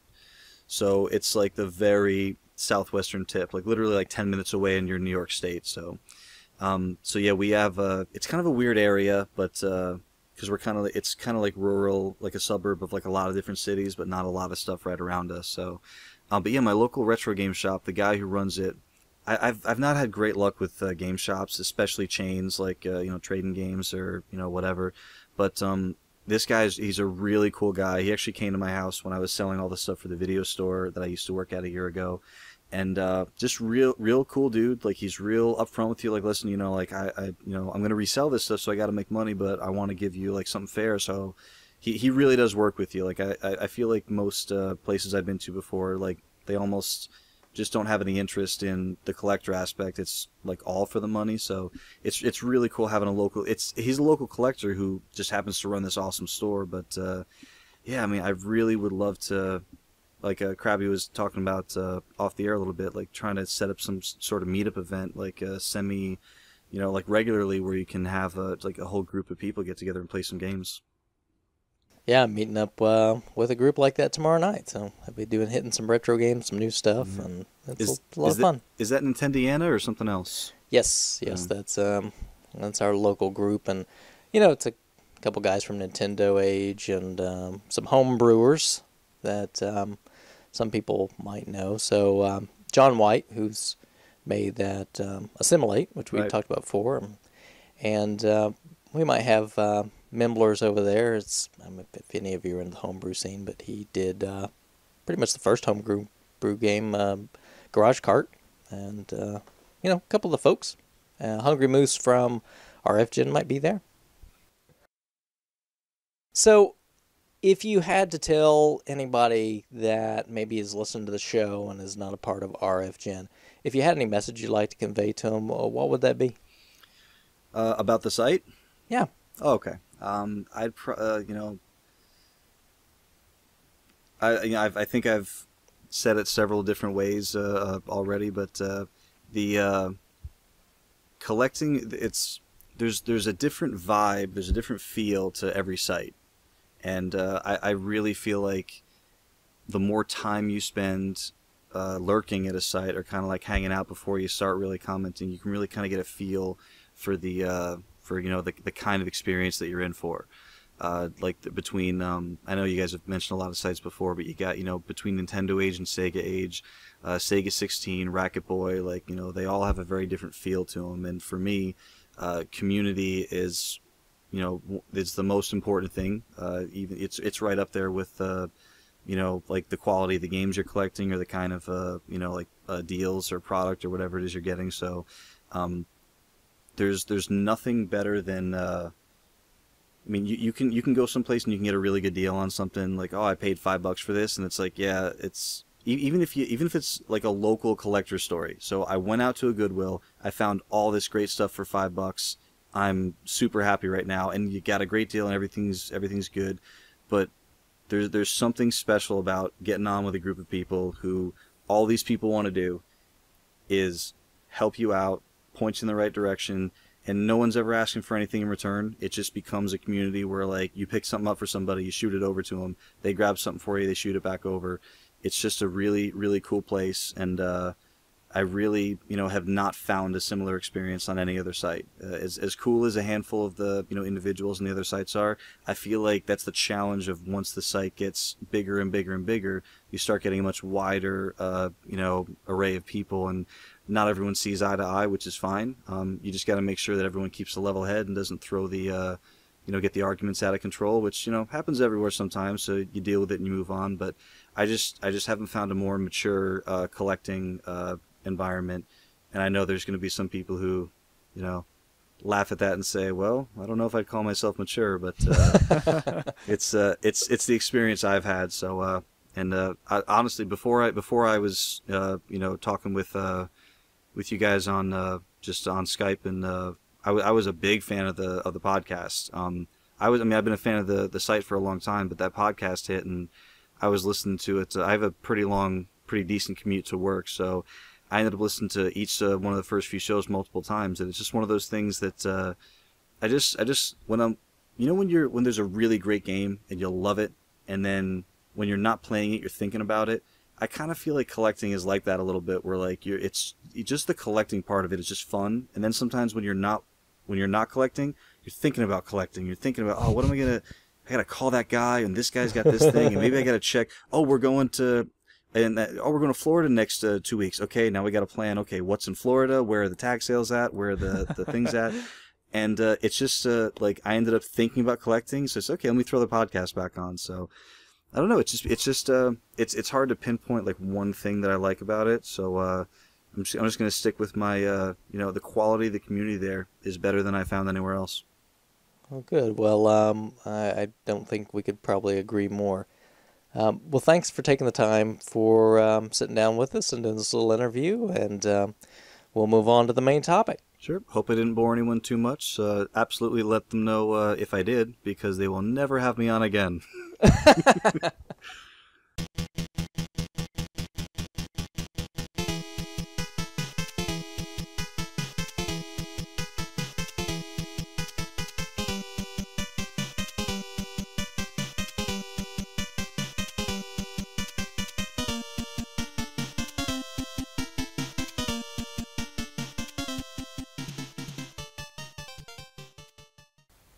And a special addendum we've got to the small scores on this episode is a little pickup that Crabby himself made recently. So what did you get, Crabs? Yeah, it was a pretty interesting local find, probably the rarest item I might ever find in my collecting life. I was at the gym and I spotted an Exertainment logo in the back corner, kind of tucked away. So I went to explore, and they've got these exercise bikes hooked up to a kiosk that's got a monitor mounted in the top with game controllers in the handles, and you can play this old Super Nintendo game I remember reading about, the Mountain Bike Rally and Speed Racer combo. So it took a long time to track down the owner of the place, because he doesn't pop in very often unless there's really a problem. So I finally got a hold of him, though, and asked him if he wanted to sell them, and he said absolutely. The timing was good, because he's got these old machines he doesn't want in his place, and the reason I'm going to this new gym now is because my old one closed down and it's just a different branch. So I know he's got a ton of extra equipment he doesn't have room for, so he really wanted to get rid of this old stuff. Nice. And totally was clueless, right? Yeah, he just knew that they were popular like back in the 90s when he had them. He's like, nobody cares about them anymore, so I just need them out of here. And when you say them, so you just mentioned one that you saw earlier. Yeah, sorry. So. I price checked one. I kind of kept it to myself, but he actually had two of these bikes there. So, and they're numbered 3 and 4 that I've got. So at one time he had 4 of them. Wow. but 1 and 2 are long gone, he said. All right, so tell us about the details. So eventually tracked him down again because after he said he wanted to sell them, he left town. So I had to wait a couple more weeks to get a hold of him and hash out a price and all that stuff. So he wanted $500 for the pair of them, but he wasn't sure if one of them worked because it had been so long since it had been hooked up. Oh, yeah. Instead of just walking to the wall and plugging it in, I offered him $300 for the both, so he took that. He was happy with that. Sight unseen, just take it. Who cares, right? Exactly. And I figured even if it was broken, the parts inside would be well worth the investment. Oh, yeah, even if you get the game in there. Yeah, I wasn't sure what was inside, but there is a Super Nintendo mounted like vertically into both of them. Very nice. Mm-hmm. And the carts are in both? You betcha. I've got 2 copies of the combo cart. Very nice. And yeah, for those of you not familiar with them, they're rarities on par with like the Donkey Kong competition cart and Star Fox competition cart. Like they're quite hard to find because they apparently didn't have a regular retail release. They were just for commercial use. Yeah. A lot of like the Racer Mate Challenge stuff for the NES. Yeah, very similar to that. And so you took them home, and tell us what about the one that was untested? It plugged in and it booted up fine, and it looks great. The monitor in that one is much better, but I don't think it's the original monitor. I think they replaced it. But I started pedaling, and my guy wasn't going. So we switched the bikes around to the other kiosk, and the bike itself is fine. So there's just something with that wire that connects the kiosk to the bike that I'm going to have to deal with. But it seems like the bike works perfect, and everything on the kiosk works perfect. So I think it's just that wire. Excellent. So what are the plans with these amazing finds of yours? I want to get them both running so I can have some friendly competitions with my brother. And maybe post a little video of you. If you maybe, I want you to do it to like that Let's Get Physical song. Can you do that? I'll try and find a spandex suit like that girl's got in most of the pictures I can find online too. Yeah, with leg warmers, and I would prefer the music from Rocky IV while he's training to fight Drago. That would be... if you could just dress like the dance aerobics gal on the Nintendo game. See what I can do. But yeah, I looked on YouTube. There's not really anything up for it, so I'll definitely have to upload some. I can record straight off of the systems, and I can also do video like the bikes in action. Your channel is going to blow up. Hopefully. I predict. That's awesome. So are you ready for the deluge of offers after people listen to this? I don't think I'm going to sell them anywhere in the near future anyway. Not unless some kind of amazing gift from God were to show up. Yeah, but... Yeah, I mean, with the size of them, you have to like crate or freight them, wouldn't you? Oh yeah, they'd be on a pallet. Yeah. They're surprisingly light, and they come apart into 2 pieces. The bike and the kiosk come separate. So they'd be easy enough to package, but yeah, they'd still be pretty pricey to ship, especially down to the States or something. And do we know of anybody else that has one complete one, let alone 2? I had a really hard time finding anyone who had information on them. I posted on like 6 different forums looking for information when I first saw these. And the only ones people could link me to were the home version of the bike, which are wildly different than these ones.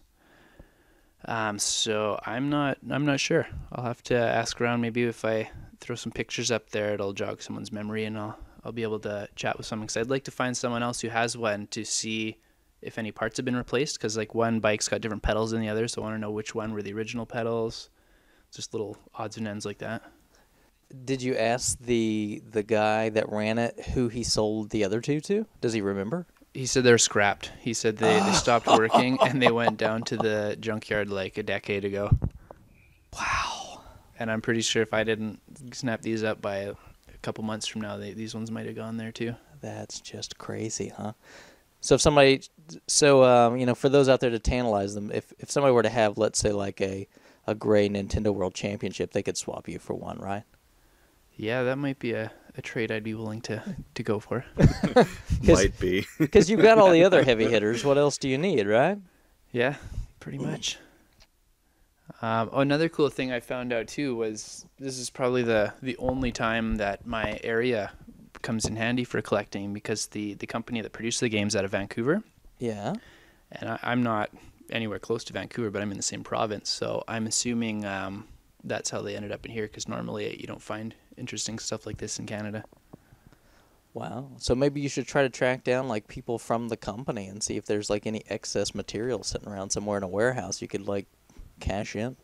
They're still making games. They made like Prototype, and they did some Simpsons games and Crash Tag Racing and Oh, so that stuff is probably sold and long gone then, huh? Yeah, they're still thriving right now, it sounds like. What a shame. Could have had like a big cash in there.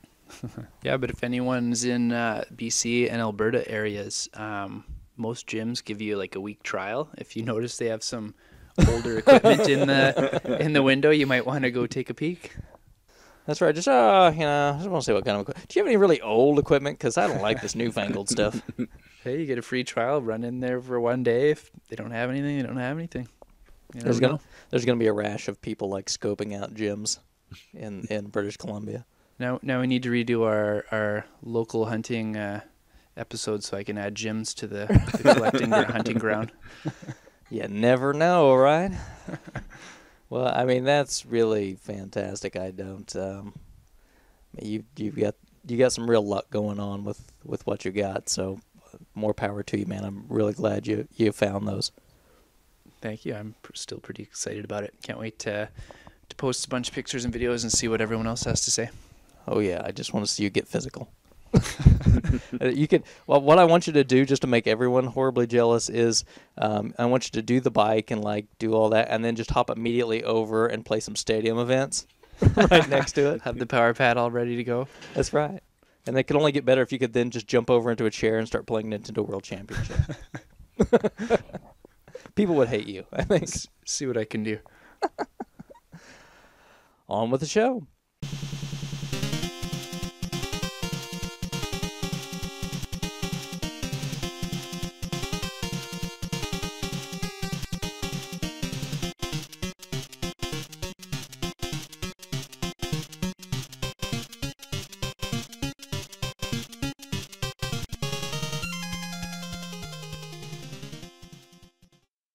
All right, I thought we'd start off by talking about just some of the tools that we use and keep handy. So when we're taking things apart or really cleaning some nitty-gritty things, what are some of the great things that we have? So, hey, Crabby, so what kind of little odds and ends do you keep in your little cleaning kit?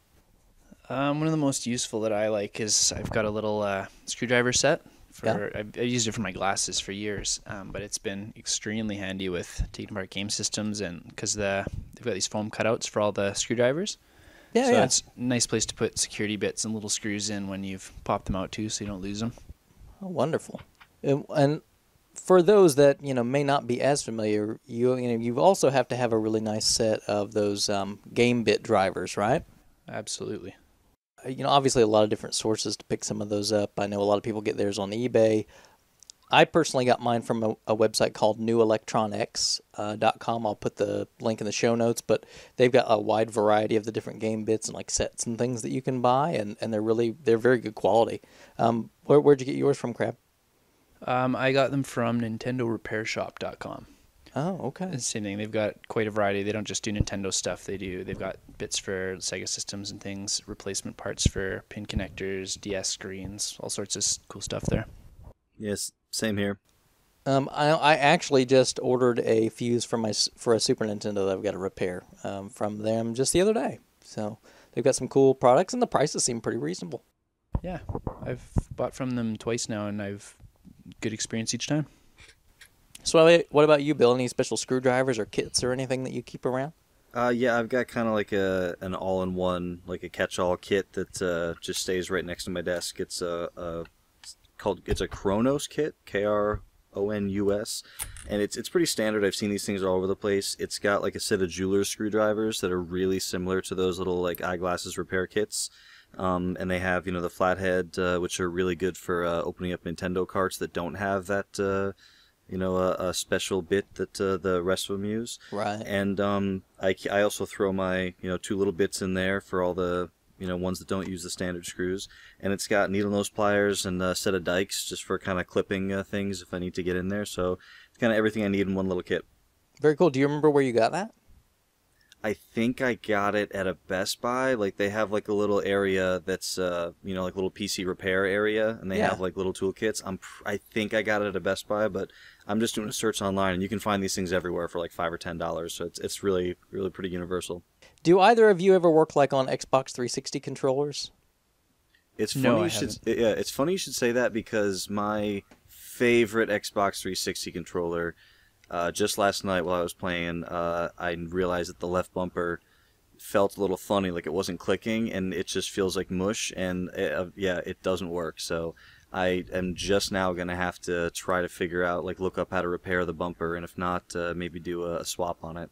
Yeah, if it's like what happened to mine, you'll just have to do a swap, because it's just like this plastic piece, and it's not really like on a hinge or anything. It's just kind of once that plastic kind of gives way from its springiness, it's kind of done.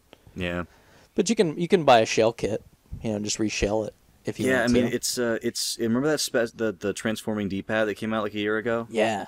It's that one, and I love that controller, so I think I might just try to find a way to swap it with another one. But to get into those, you have to have like this really deep torque security head. I think it's like a T15 security bit to get in there, and you can't just seem to go find one, because it's pretty long to get into some of those screws, and it's just a really oddball item. I had to track one down online, but it's definitely something to have if you don't have one in your kit. What kind of other little goodies do you guys keep in your kits to kind of work with things or clean things up? Yeah, and I should have mentioned I've also got a little. It's the only piece that's not in that little kit. I've got a Cobalt little torque set. So Cobalt meaning you can only get it at Lowe's. It's just a little, like, you pop the back off it, and it's got 4 bits in it that are double-sided torques. So it's everything from the smallest teeny tiny torques, like up to 15. So for, like, original Xbox, the underside is the torques and a handful of other things. So that I keep nearby. But other than the tool stuff, I have a couple of little, like Ziploc snap lid things with my, alcohol and solvent in it, and my Brasso polish and my Goo Gone. Okay, what about you, Crab? I like Bill. I keep the alcohol and the. Mine's not Brasso, it's just like the generic store brand. Same idea, though. The only other weird things I keep in there are a pair of weightlifting gloves. That's for when I'm doing like more than 10 carts at once. Just saves my hand a little bit of irritation using a screwdriver for that long. And also it's got all the tips of the fingers cut off, so I can still be very precise with the small things if I need to move stuff around. That's interesting. I've never used any kind of glove. Wait, Bill, do you do anything like that?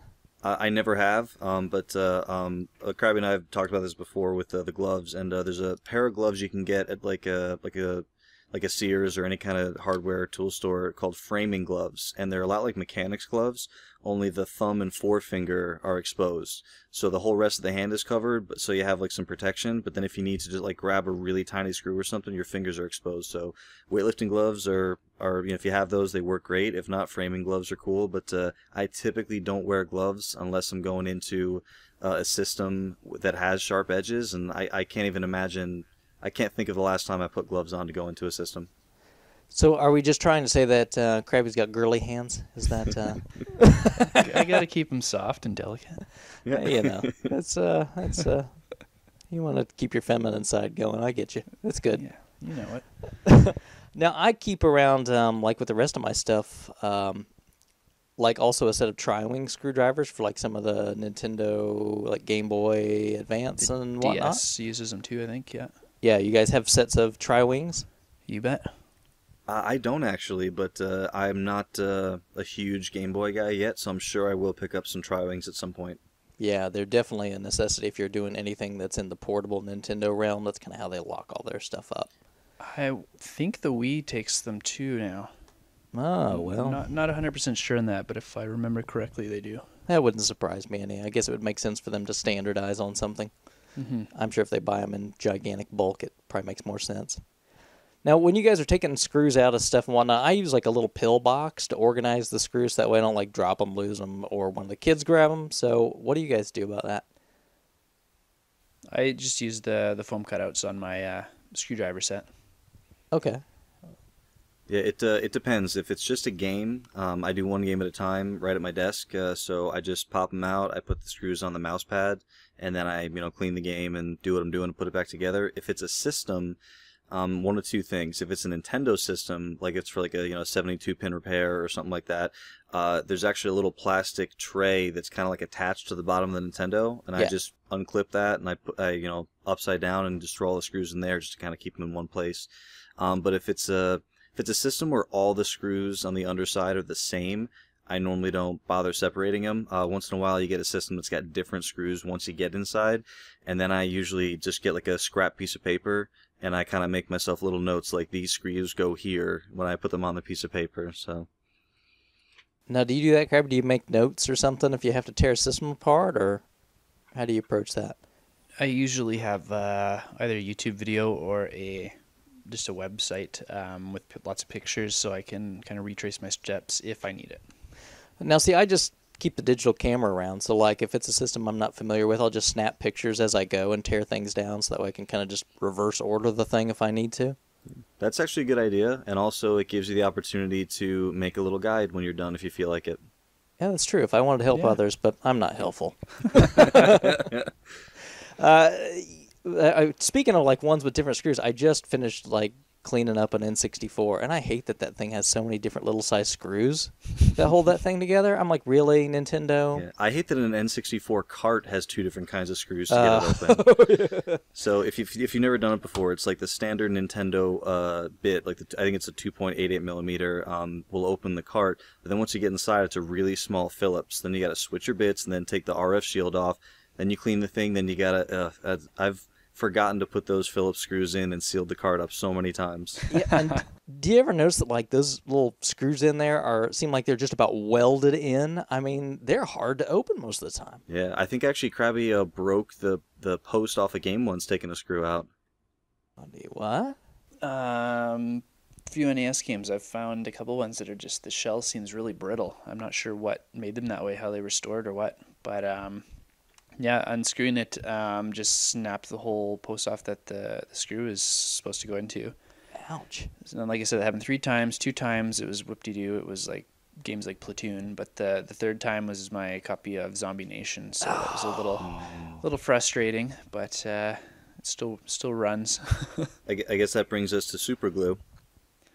Yeah, that's how the shell went back together after, so my Zombie Nation's not going to be opened up again very easily.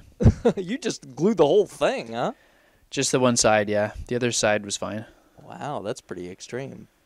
But yeah, I mean, super glue, great thing to have in your little box, right? I mean, you never know when you're going to need it. Absolutely.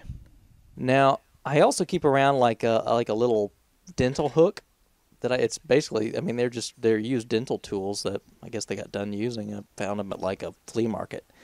And I'll use those a lot, like especially if I'm doing like 72 pin connector repair, because they're great to kind of get in there and bend the pins up. It's like just right size wise, and that little hook lets you get underneath it. That's actually a good idea, yeah. You can actually buy those at like the supermarket for like $1. Oh, okay. Well, there you go. And they're kind of really, got a small point. They're kind of not sharp, but enough to where you can kind of get in little grooves and stuff sometimes if you need to clean stuff out. So it's one of my favorites. Now, if it's like plastic that's somebody's going to see cosmetically, I don't use it because I almost scratch things up. I'll use like a toothpick. But, yeah, sometimes it's a really great little thing to have. I might have to check that out. That's interesting. Yeah. I mean, it's a nice little tool and cheap, dirt cheap to get.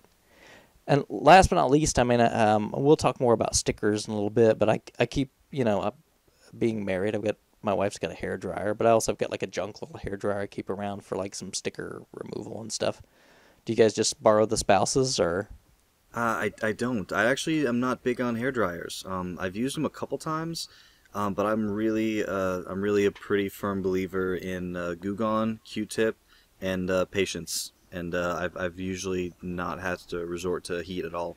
Okay. Crabby, you use the heat a little bit?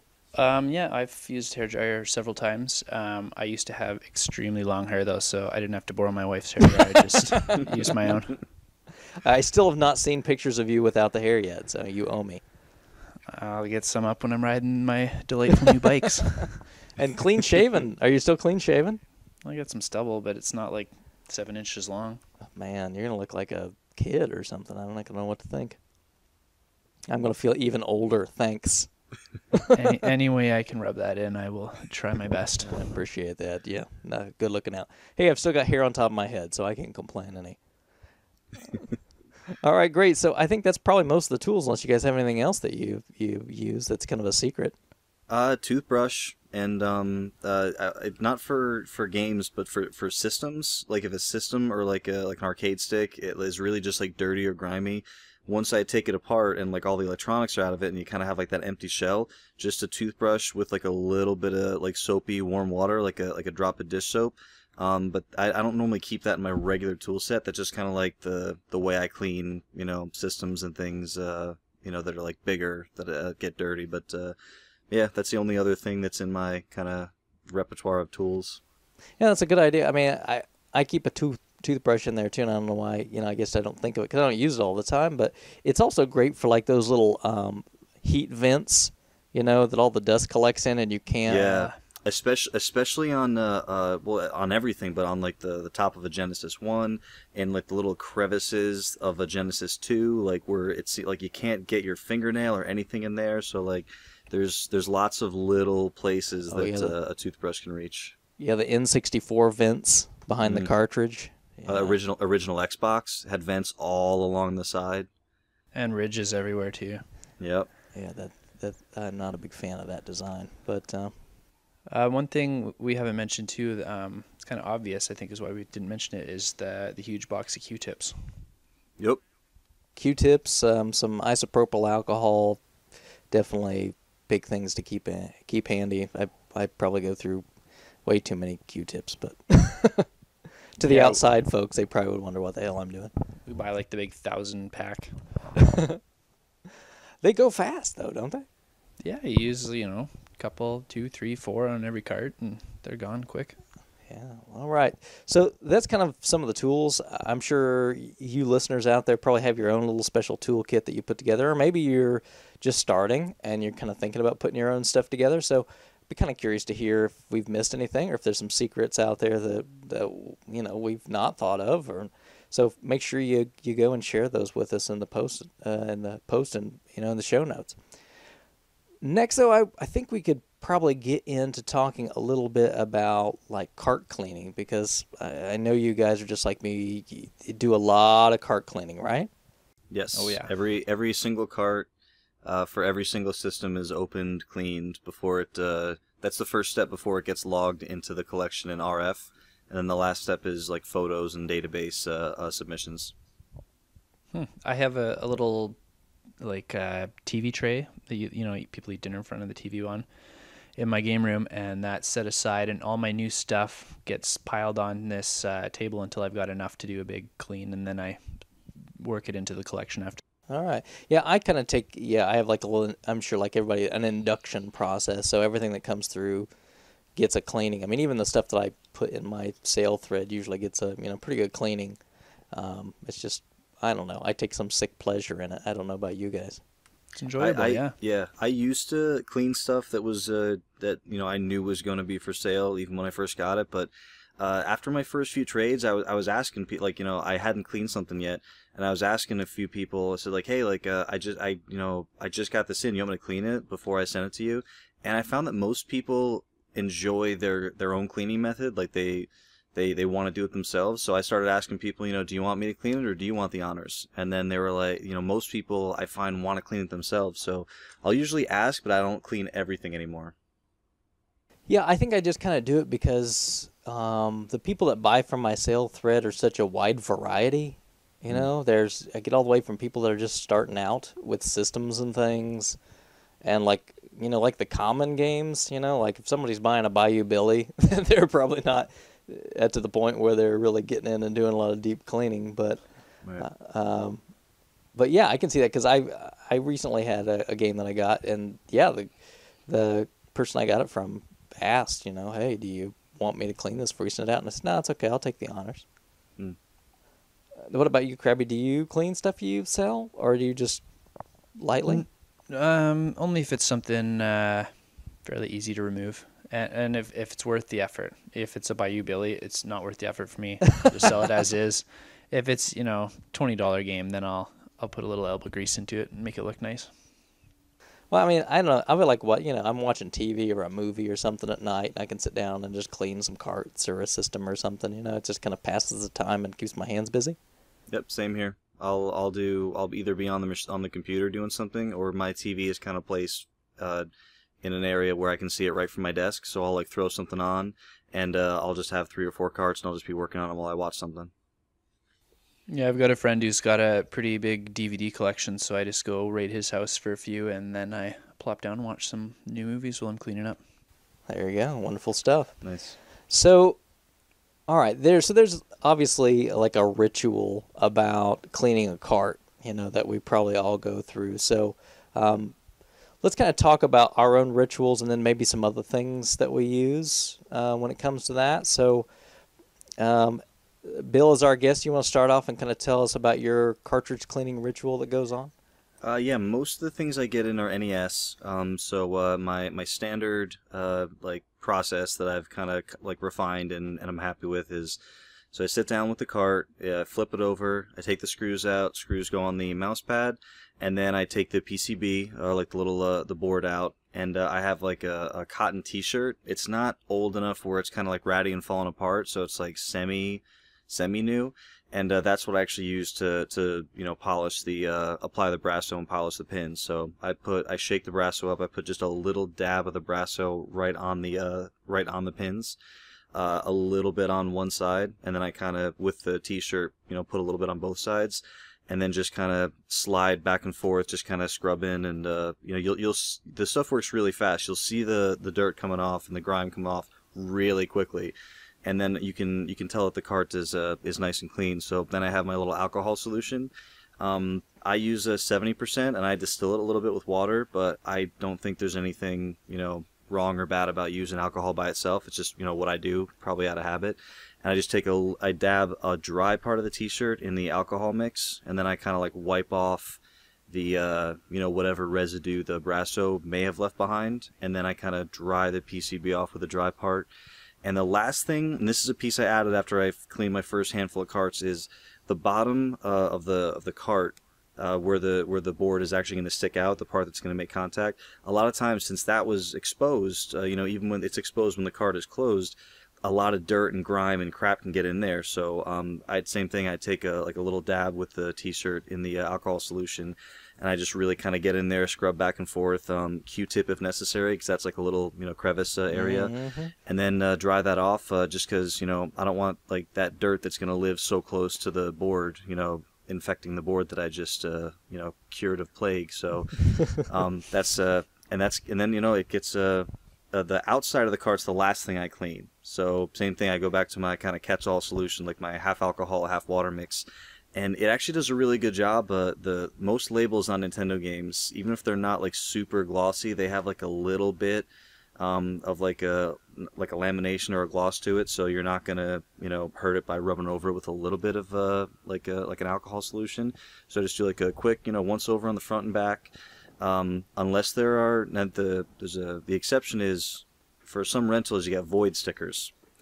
So these silver stickers that when you peel off and they leave the void there. Now the only way I found to deal with these, this is where I don't use the cotton T-shirt. This is where I take, I fold up some paper towels because they're a little bit more abrasive. And I put normally Goo Gone, it's just a little bit, just as little as it takes to do the job, because I don't want to douse my stuff in Goo Gone. But in this case I put, quite a bit of Goo Gone on the paper towels. And you just scrub back and forth and just watch TV for a minute or two and just don't worry about, your scrubbing. Like that'll keep going on because it takes a while it'll start coming off, but it kind of takes a while to get all that crap off there. And then, those are, you're going to run into them. And the cool thing is you can get a really good deal on former rentals if you don't mind putting a little bit of work into cleaning those void stickers off. So, yeah, we find a way to deal with it. Yeah, I mean those, they can be the bane of your existence. But I mean, the good news is that they're typically on parts of the cart where it's not a big deal to get the junk off. They don't like slap those sort of things on labels or anything. Yeah, not usually.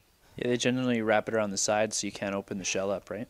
Right. Yeah, to deter people in the ancient days of swapping boards, right? Yep. So I'm curious. I've never used it. So is Brasso? Is it a solvent? Brasso, I'll read you the bottle right here. Brasso is quality for over 100 years. It's It's brass, almost like copper. you're selling it.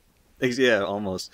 It's real cheap too. Like this I've had this one bottle for oh God, I mean, like, since I started collecting, like, when I first heard about, like, that people use this to clean games, I went and bought a bottle. It's not even half empty, and I've probably cleaned over, like, 400 or 500 carts with it, so it really goes a long way. It's brass, copper, stainless, chrome, aluminum, pewter, and bronze polish. Like, it's advertised as cleans and polishes all these things. It is not abrasive at all. There's not, like, like some bathroom cleaners, like, Comet and stuff like that, and it's really gritty. Yeah. This stuff is just like smooth as anything. Like, it's just it just looks like a thick, like white kind of like a liquid, like a goo. And it's like a paste almost. So, and you just you put a little bit on the cart, and I don't know the magic that it works after that, but it's I was a little apprehensive at first, because Nintendo, they always, you don't clean with solvents, you don't clean with alcohol, but yeah, right on the label. Yeah, and I'm telling you, like, I've never had a bad experience with Brasso. I've never had, a game not work perfectly afterwards. And the thing is, it's visible. It's like you clean it, and right away it looks brand new. And you show it to somebody, like sometimes your wife, who's like, "Oh yeah, good for you. I don't care." And then you shut show, up! You're interrupting my show. Exactly, and then you show other people, and then they're like, "Oh, that's amazing! How do you do that?" So it's really, really great stuff, and it's like $1 or $2. So I highly recommend it to anyone who's on the fence or curious. Okay. So what about you? Second that endorsement. Yeah. Okay. So Crabby, what's your little ritual there? It's basically the same as Bill's. I work from the inside out also. First thing I ever want to get my hands on is that board and check it out.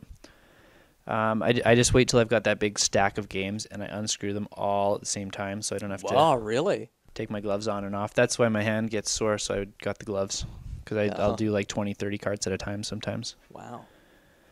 I hit the pins basically the same way that Bill described, then go for any marker writing that's on the cartridge. The easy stickers come next, and then the void stickers are last, and I think I use all the same methods he just talked about, so there's no sense in repeating them. So sticker attacks are still Goo Gone for you? Yep. Yeah, I use some stuff called Goof Off. It's the same stuff. Yeah, okay. Is it also smell citrusy? No, it smells like a cleaner. It's kind of gross smelling. Yeah, if you never used Goo Gone before, Goo Gone has like a really strong, like, citrusy, orangey scent to it. So I don't know if that's for effect or just for they think it smells nice. This stuff smells more like tile cleaner you'd use in your bathroom. Okay, so it's got like a bleachy almost smell to it. Not really bleach, but there's definitely a chemical smell to it. It's not very pleasant. Okay. It dissipates really quick though, so your cart doesn't stink afterwards. Okay. Now you mentioned markers, and that's something I forgot about. I don't see markers too often on games, but someone had a really good tip in the RF forums a while back, and I'm sorry that I don't remember who exactly said it, but dry erase markers. So what happens is if you have like a Sharpie, like a permanent marker on the gray of like a Super Nintendo or NES or whatever cart, it's really, really hard to get off without like sanding it off. So someone found out that if you draw like as close as you can, like exactly over that same line with dry erase marker, the dry erase marker will actually kind of absorb the like the permanent marker ink, and then you can wipe it right off. I think that was Single Banana that gave that tip out. Yeah. Yep, I've had a lot of luck a lot of times with like either rubbing alcohol or Goo Gone also getting marker off. Oh yeah. Yeah, it works pretty well, and I guess if it gets really, really bad, and you can always like take a magic eraser to it. But I'm not the biggest fan of that because it is a little abrasive, but but sometimes it does the job, and it's not that bad. But Yeah, I usually just use my goof off stuff. I used a magic eraser once, and the edge of the cart was so smooth it was noticeable, so I don't like using that anymore. yeah, it's pretty extreme, and there's only certain circumstances where I think it's okay to go for it, but it has its place, I think. Do you ever contemplate leaving names on there? Oh, I do all the time. No. It depends on it depends on a few things. Like if it's in a place that's gonna bother me, that's one thing. But like how in Toy Story on the bottom of Woody's foot, like it says Andy, but it looks like it was written by a child. If there's like like that same type font, like in a kid's handwriting that says like Brian's favorite game, like that's, I don't know. I just feel like that's cool. Like I'm gonna leave Brian's name on that. That's fine. Yeah, like I picked up a lot of stuff, and it was all NES carts, and on the back, over top of the warning label, they had Fitzpatrick's, and obviously written by a child. and I cleaned them all off, and then like 6 months later, I bought another Craigslist lot from the same guy. I didn't know though, because my wife went to pick up that one for me. Super Nintendo carts, Fitzpatrick's across the top. I'm like, man, I wish I would have kept the NES ones. I've got all this stuff. And then 6 months later, I picked up their N64 stuff off Craigslist, and Fitzpatrick's all across the top of the N64 cart. So I kind of wish I would have kept all these names on there, because a good chunk of my collection is from the Fitzpatrick's house now. Yeah, no, I would never contemplate that. I always take all of it off. I want my stuff to look as like near to new as possible. So it's interesting, though. I mean, that's an interesting quirk. Yeah, I mean, it's not a rule like it always is on or it's always cleaned off, but like it's kind of case by case with me. Like sometimes you end up getting a cart and you look in the back, and like whether it's a video store or some person like engraved, like dremeled a name or like a word back there, and then it's like there's nothing you can do unless you want to like sand it down further, and but you're still gonna end up with like a big blemish on the back of the cart or whatever. So it's sometimes you can't get around it, but like to me it's like if it's cool it stays, or like if I like it stays. I'm not terribly picky about condition. Like as long as the game works and it looks pretty good, like I'm cool with it. Yeah, now that's an opportunity to swap a back out with a junk cart for me. That's not going to happen. I'm not keeping somebody's Dremel work on a cart. That's okay. I'll pass that off on a. You can just stick one of those "Be kind, please rewind" stickers over it and hide it. But what if someone gives you a cart for your birthday who like knows you and they Dremel in the back, "Happy birthday"? That's different. I'd be happy keeping that. I think I would slap them. And B, I would swap the back out and then smack them with the back that's beaten up. No, I think everyone knows me well enough that if they're going to give me a cart, they're not going to do that. Well, my routine is kind of like your guys, but a little different. I start on the outside and work my way in. I do most of my outside cleaning, kind of like what you guys talked about. I use isopropyl alcohol. Usually like the 70% mix or whatever, and that does all my outside cleaning and label cleaning. Especially when I'm cleaning labels, I try to let it dry out quite a bit so it's just barely damp with the alcohol. So that way, I don't want to try to risk it bleeding around the edges or anything. I should mention too, while we're on the subject of alcohol, you said 70%, and Bill says 70% watered down. I use 99%, and I've had great success with that too. Yeah, I would probably guess. I know alcohol is a solvent, but I imagine it's probably, unless you're going to leave this stuff in there or let it take a bath in it, I'm sure it's fine. Yeah, and it's not like, and I know some people have said they dilute just so like it'll last longer. And on the one hand, I understand that, but on the other hand, like what's it, like 67 cents for like a half gallon of alcohol? So like, you really could go either way. Like I said, I'm pretty sure that I just dilute it because that's what I've been doing for a year. Like it's just kind of habit at this point, so I keep doing it. But yeah, I don't think there's any risk as long as you use the alcohol and then kind of wipe off like whatever's residual. You should be fine. Yeah, I would just say like a couple things you want to be really careful about is like I've found like unlicensed NES carts, a lot of those labels may not have that laminate over it. So you really shouldn't try to clean that label that way because you'll just smear the ink or whatnot or pull the ink up. Same thing I find too with like later release of like Super Nintendo and some N64 carts. They don't have that laminate protective layer on there, and if you try to do any cleaning, you're gonna screw the label up. You guys run into that ever? There's a couple NES carts that I kind of feel like every time I see these carts, whether it's like, out in like a lot or like at a tag sale or whatever, like I feel like every time I see Bart versus the Space Mutants, the label is just like the corner of it where it like folds over the top of the cart is just like eaten up. And I don't know if it's, just like if it's by game or if it's like, the production runs or whatever. But yeah, I mean, there's definitely, you can kind of tell by the look and feel of it a little bit once you kind of get the hang of it. But yeah, there's definitely some ones you want to be careful about. When you talk about that, I think you'll find, and this is kind of what I've got used to seeing, Nintendo made all carts on the NES up to a certain point, and then they allowed other people to start making their own carts. And the primary one of those was Acclaim.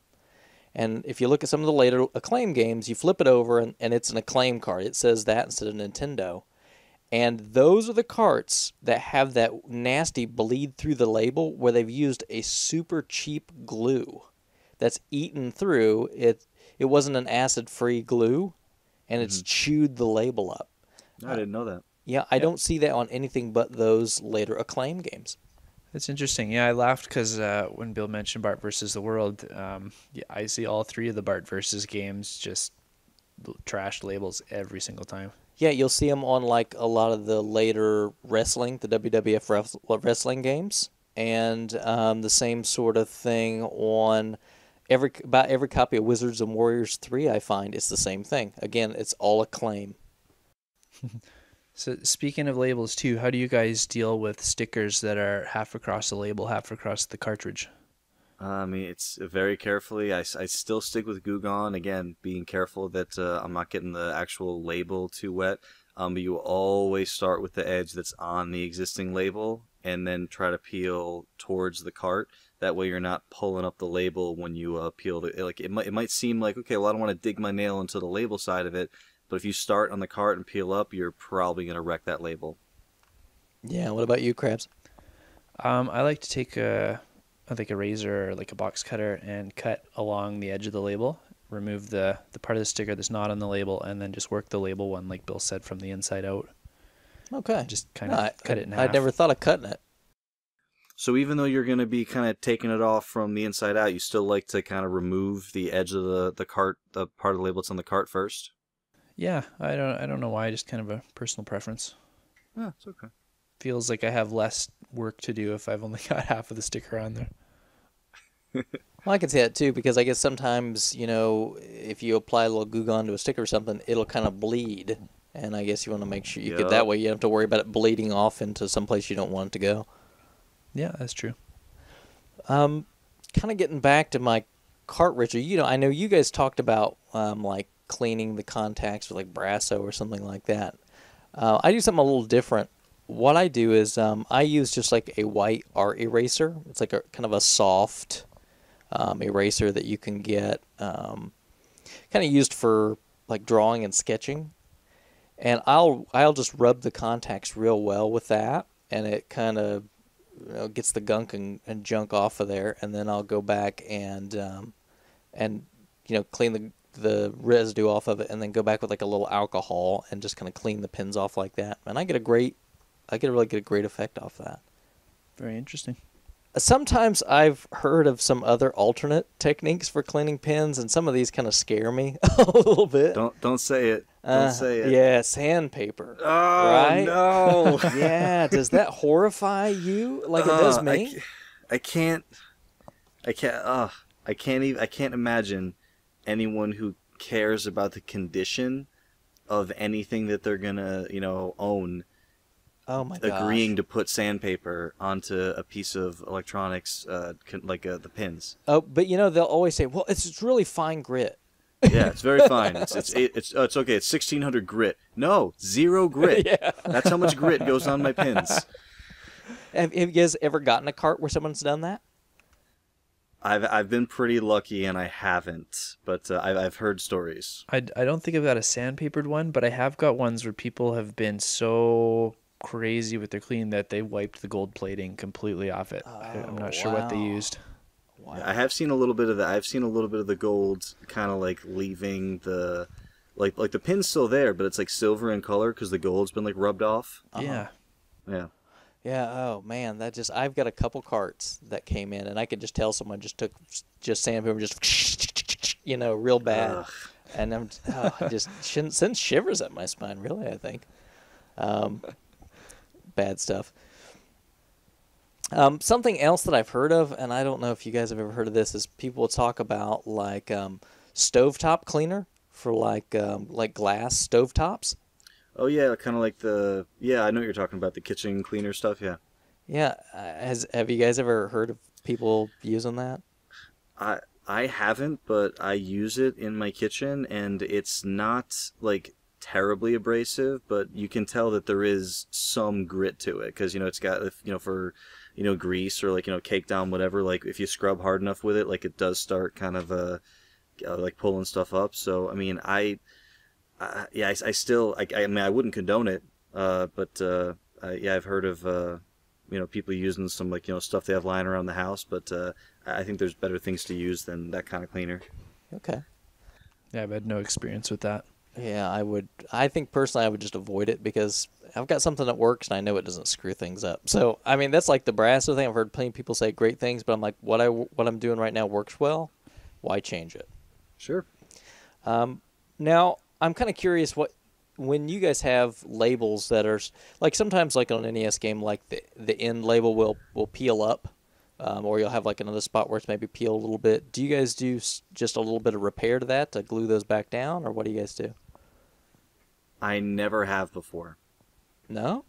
I mean, there's been I got it's one of those things that has been on like my to-do list that I have nothing against doing that. I just haven't gotten around to. Like I don't have too many carts that have that problem. The one that comes to mind is I got was it Time Killers, the Genesis fighting game? Oh yeah, awful. I picked it up, and this was when I first started collecting. I was going to garages and tag sales all the time, and I didn't know what really values were or anything. So I get to this tag sale, and I see Time Killers, and I was like, okay, like I don't know if this game's good or not, but I don't think I've ever heard of it. So I just did a quick check on my phone, like some retail store that posts a price, and it retailed for like $35. So I was like, oh okay, like I'll pay $2 for this. So I remember getting it home, and I realized the cart, like the whole top, the part that folds over, was all pulled up. And I said, okay, like note to self, I'll fix that at some point. And I just never went back and did it.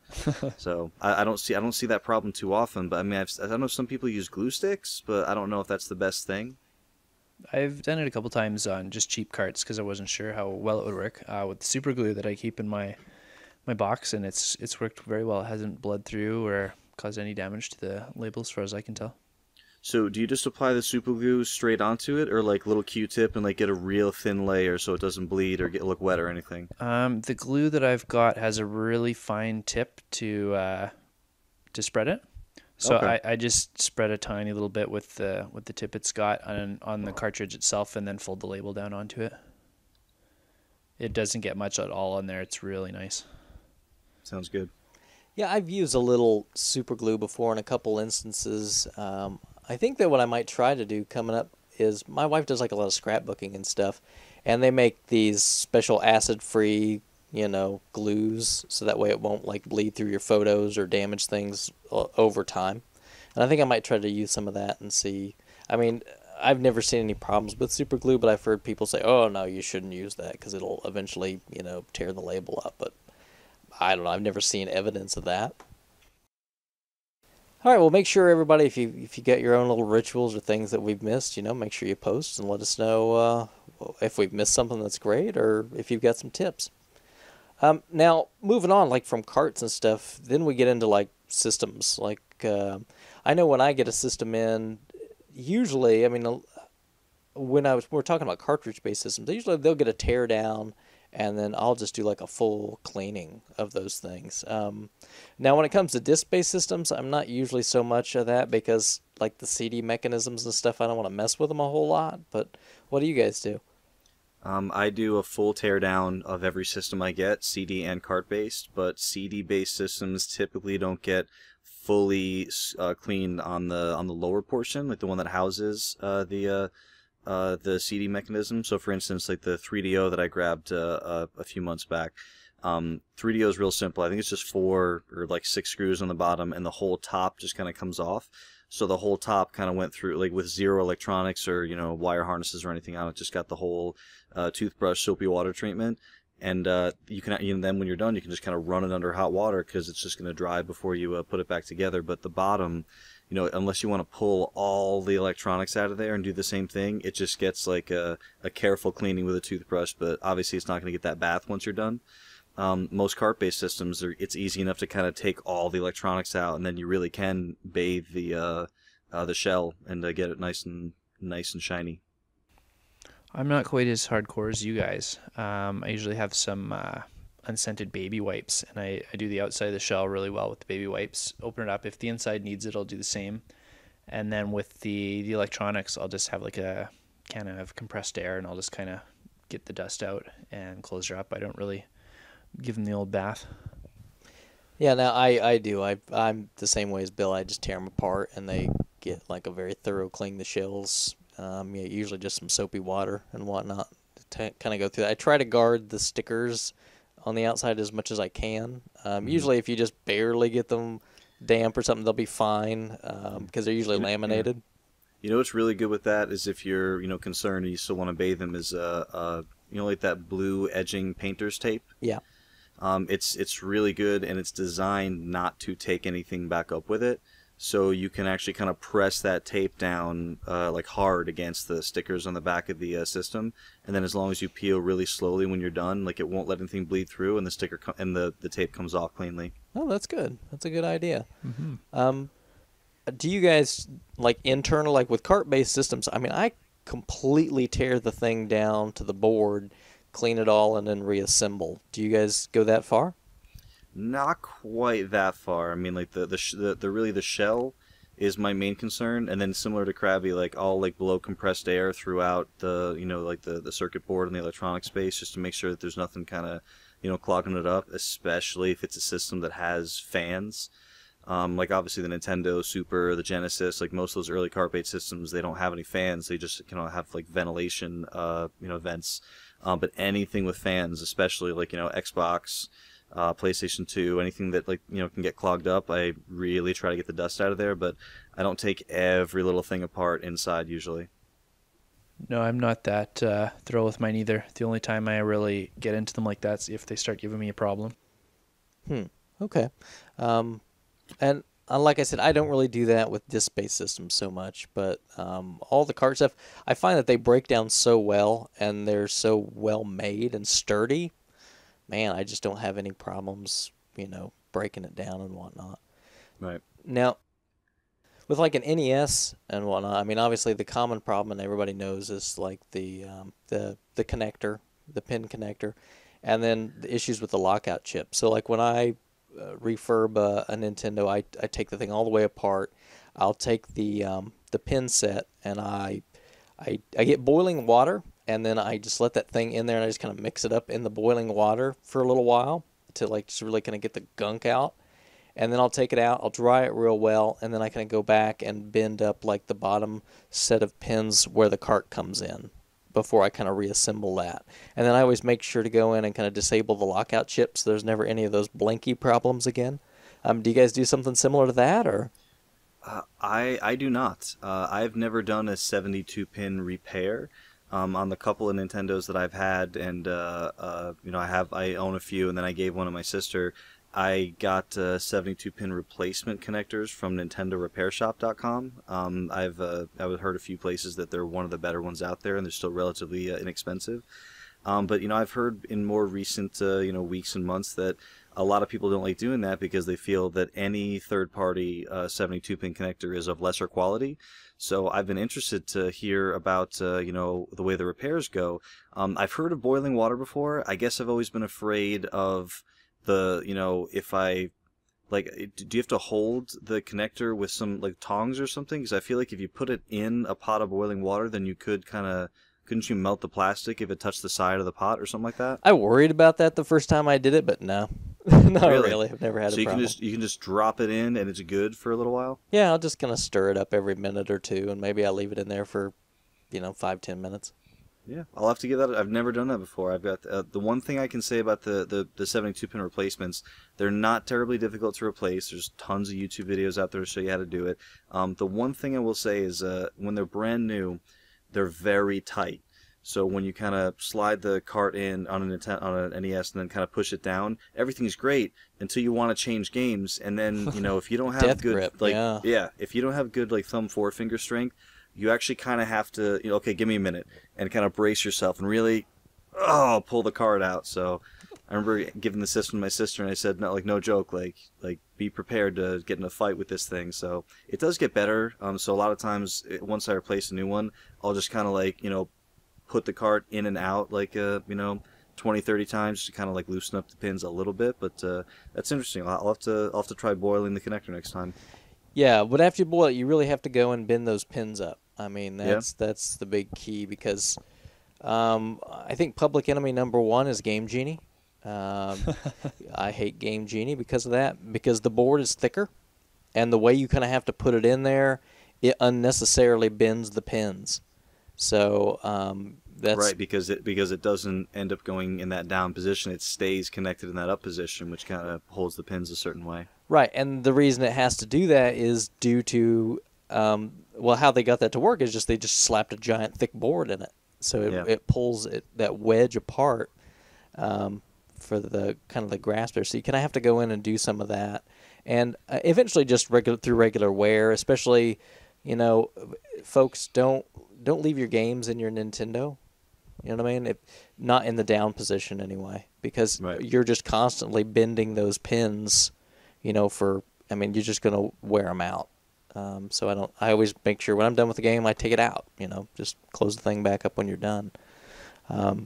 So yeah, I would recommend refurbing, because I don't know about you. I had actually one that had a replacement pin set that I got, and one of the pins actually became dislodged. Kind of came out of the shell, and Just I had to kind of put it made? back. Yeah, it was just like a piece of junk. I've had experience doing both. I've ordered the same pin connector replacement from Nintendo Repair Shop.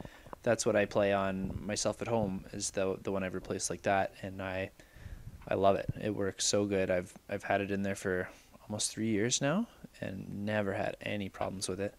And like Bill said, super easy to do. But then one of my clients, he's got an old Nintendo that stopped working, so he didn't have any money to buy a replacement pin. So I just used the toothbrush and Q-tips and alcohol to scrub it up as best I could, and then bent the pins up, and that one's been working really great too. Yeah, I should mention that I do, like, after I take it out of the boiling water, and use a toothbrush to kind of scrub the pins off just to get any residual gook, and then I just swish it back around in the water again. But yeah, they work. They're pretty resilient. It's not very often that I get one that I can't get working again. So I would encourage you folks, at least give that a shot instead of just tossing them out.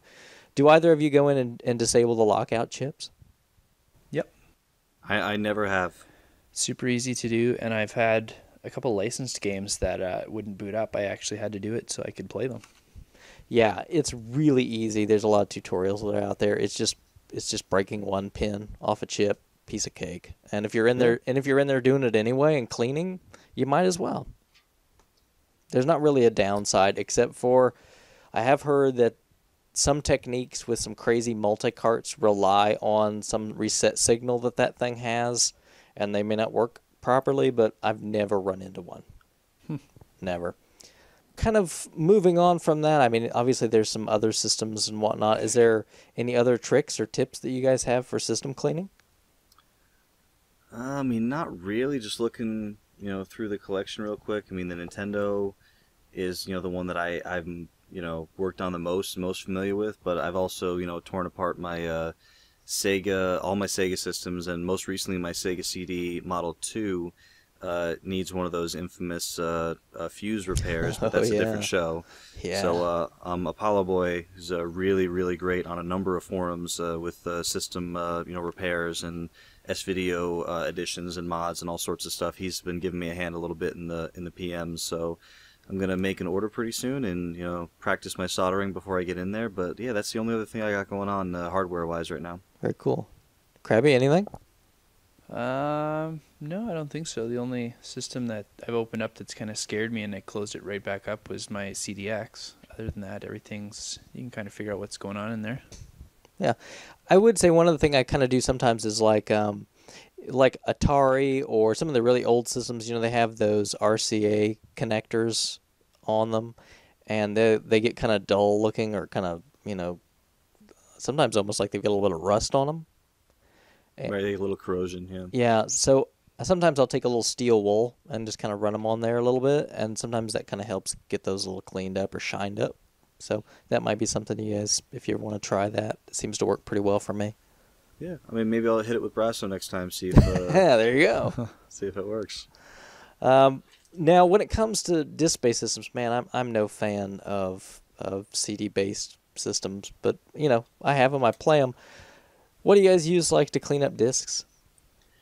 For minor scratches, for things that look like are just superficial and the game's gonna play, I don't worry about it. For anything that's on the brink of this kind of looks weird, my local retro shop, I'm lucky enough they have a CD resurfacer. I think they normally charge a couple bucks per disc, but for most regular customers, they'll just do it for you.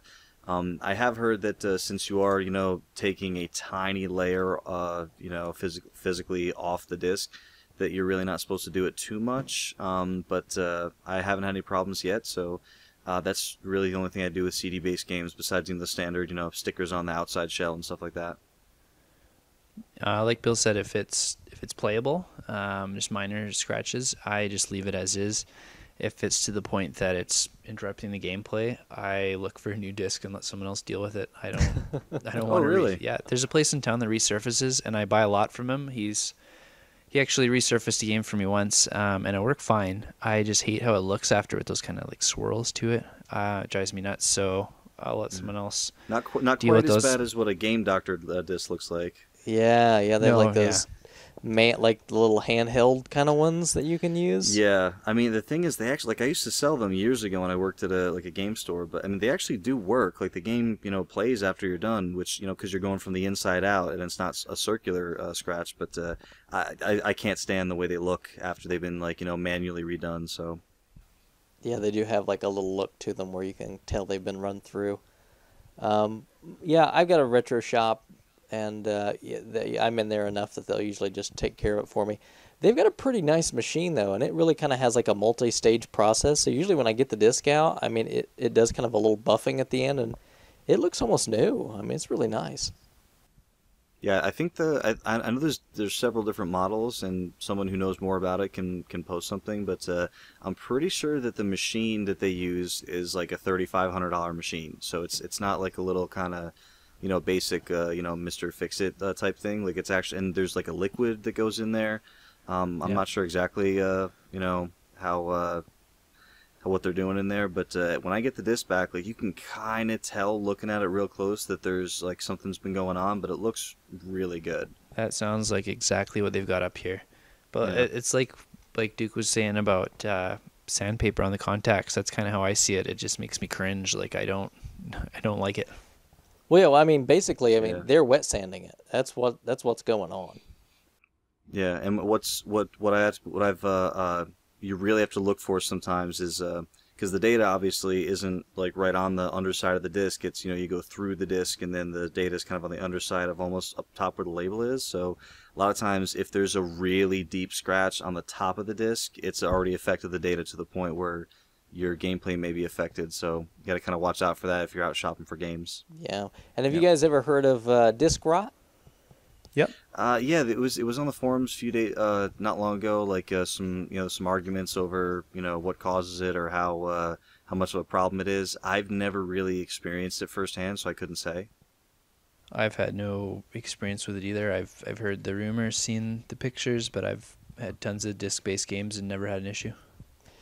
Yeah, I've never run into it either, but from what people say, it's just if you've not heard of it before, it's basically like the reflective surface. Part of it gets damaged where it won't reflect anymore, and you can take the disc and like hold it up to a light and actually see through the reflective layer, and it's just not good at that point anymore. And that's caused by the manufacturing process, is it not? Yeah, from what I understand, that's what I've heard. So it's not like something if you don't care for it properly, you got to watch for it. It's just something that happens once in a while, right?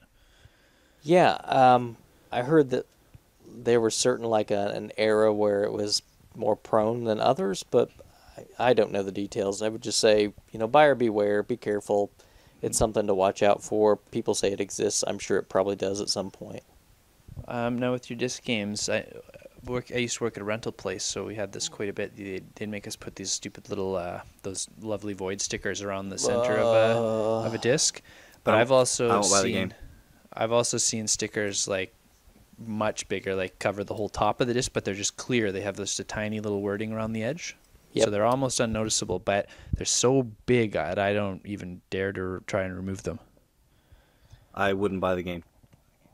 I'm with Bill. Even if it's something you're looking for? It's I think I would have to live through that situation to see what I would do, but honestly, I mean, like, I know a lot of people, you see on forums all the time, former rentals, and that's totally cool, because if the game still works and it's in your collection, that's awesome. And it's weird, I know, for me, like, who's not terribly picky about condition to say it, but if there's a sticker on the disc, I'm almost 100% not going to buy that. I bring it up because I got a good deal on a copy of Guardian Heroes because it had one of those clear stickers across the whole top. Complete in box copy. Everything about it's flawless except for this sticker, and it's almost not noticeable because it's, like I said, it's just clear, but there's this just tiny little fine print around the edging that says, like Ray's Home Videos or whatever the rental place was. Yeah, I think I'm with Bill. I mean, usually when I see those, I just don't buy. Now, don't get me wrong. If somebody was like, "Oh, hey, say this copy of Shining Force 3 for $10," okay, I'll upgrade later. Exactly. At that point, I guess I should have said I'm extremely price conscious at that point. So if like a Panzer Dragoon Saga or a Guardian Heroes or like anything that's kind of up there comes out and say, okay, $10.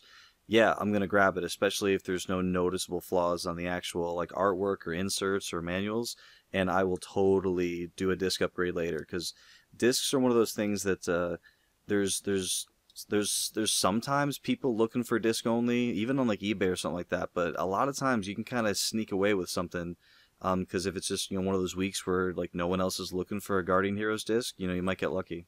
That's my whole reason for picking up stuff like that. Like, I've got a few, because lots of the rental stores in town went out of business, so they all had things marked down, buy one get one free sales. So I've got quite a few rentals, and I look for those disc only copies to swap my discs out. I guess it is what it is with discs, and I'm sure everybody kind of has. There's players and there's collectors, but yeah, from a collecting standpoint, those stickers to me are just a no-go. I'm just terrified at what they're going to do to the disc at some point in time. And like the whole thing too with those is that if those discs aren't like perfectly weighted and they wobble or they're not, you know what I mean? Sure, you got those things spinning really quickly, and I'd be afraid to tear the hub up or something. And yeah. Well, when it comes to like cases for CD-based games, I mean, most of them are really easy to deal with, except for like Saturn and Sega CD, right? I love it. Course, you don't have to be careful with the Goo Gone. You could just load it on there and let it soak. Yeah. Yep. Take the artwork out, so you just have the case, and just let it flow. Yep. I'm the same way. That makes you feel good. And a lot of times, as long as it's not like Saturn or Sega CD, who gives a crap? I'll just grab one off another CD or something and swap it out. As long as it's a clear case, obviously, because the art, most of those games have artwork on the reverse side. So yeah, definitely. Yeah, I find them all over the place. You can get them dirt cheap online, so I mean, no reason to keep a bad one. I've talked about this with a bunch of people, and actually one of the guy who owns the local retro store, he says to me one day, he's like, "How come nobody has manufactured those Sega CD and Saturn size cases, even if it's just for the small collector market?" And I said, you know what? Like, I bet if somebody did a Kickstarter for that, I bet you it would be successful because it would because right now already people buy like $1, $2 sports titles, whatever they Yep. can get just for case replacements. Oh, absolutely. So could you imagine if like some a bunch of people just kind of like got a like you call a plastic manufacturer, you get a quote, say, hey, here's the exact case we want to make, like what's it going to cost? I'm sure that would work. There you go. Somebody's entrepreneurial that's listening. Go for it. Start the Kickstarter. I'm in. Yeah, Yeah, I'd throw a few bucks in there. if no one does it in the next I don't know, let's say month, that's my project for the fall. Rock and roll. Interesting. You go after it, Bill. So moving on, you guys are cardboard guys. So boxes, right? Boxes Yep. and stickers, and I'm just gonna bow out of this and kind of let you guys talk about boxes for a minute. You get Crab. You get anything from those places that shut down, like box-wise, but that have rental stickers on them? Not those places, but there was a rental store that closed down before I even moved here, and one of the pawn shops bought all this stock, and I ended up buying a huge box of just they've got like the crushed N64 boxes, not crushed, but like unfolded. Like collapsed? Yeah. So I Yeah. picked up all those, and several of them had the store stickers on them. I had great luck with the hairdryer method. Just don't get it too close, don't put it on too long, so you don't want to burn the game. And then just it kind of loosens up the glue on the sticker, and then they come right off. And then a little tiny dab of the Goo Gone, and you're set. Yeah, I mean, I've talked about it before. I never really got into the hairdryer method, even on a box. You just I only put a little bit of Goo Gone though. I get like a Q-tip. I get a little Goo Gone right on the tip of it, and I just kind of like almost like draw it onto the sticker, like brush it on.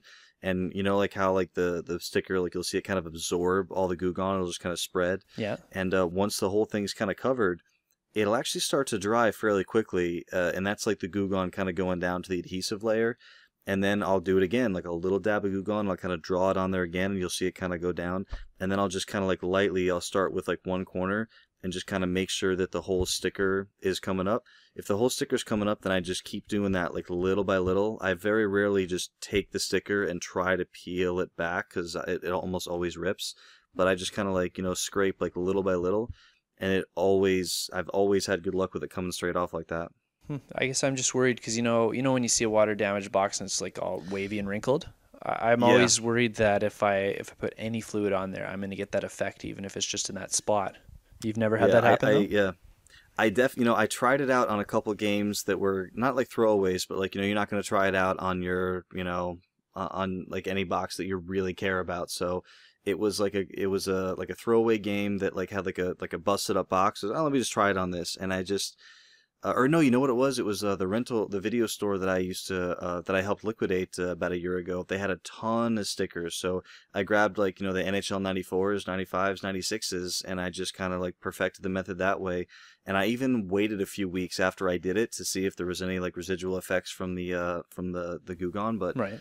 There really haven't been. And so I'd probably be a little bit more cautious if it was like a regular Nintendo box, just because especially certain boxes seem to be less glossy than certain like newer like Super Nintendo boxes seem to have like a little bit more of that gloss to them. But yeah, never really had any issues with Goo Gone as long as you're very very conservative with the amount you put on there.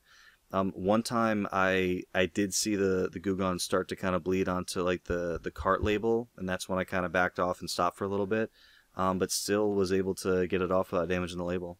No, I've found with the hairdryer that you come off just like a Band-Aid. You just go slow and comes off like perfectly. There's very little residue left over after, and it's great. The only thing you kind of got to watch for is if it's rental and getting lots of sunlight, you might have a discolored spot where the sticker spot still looks new and the rest of the box is kind of faded in comparison. But usually it looks pretty good. Right, I'll have to give it a try. Maybe I'll switch methods. So what do you guys do about smoky, smelly cardboard boxes? I got the secret. Oh, well, let's hear it. Well, I think I don't. It's probably not.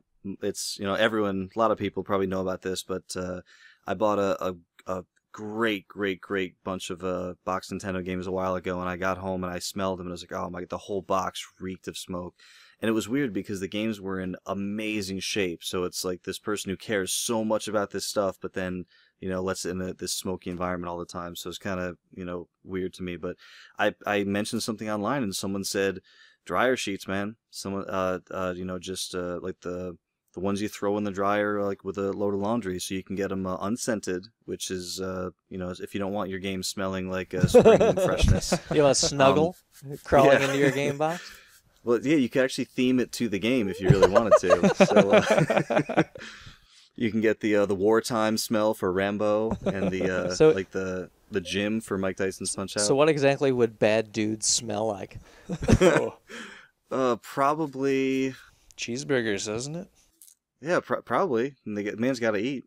So yeah, and it's so the cool thing with those dryer sheets, I mean, they absorb that. I mean, I've heard similar things about what is it, like like the thing that like blue spiky ball thing you throw into the dryer, but sheets just work way better. So I just you kind of stack the boxes up vertically, because you never stack boxes horizontally.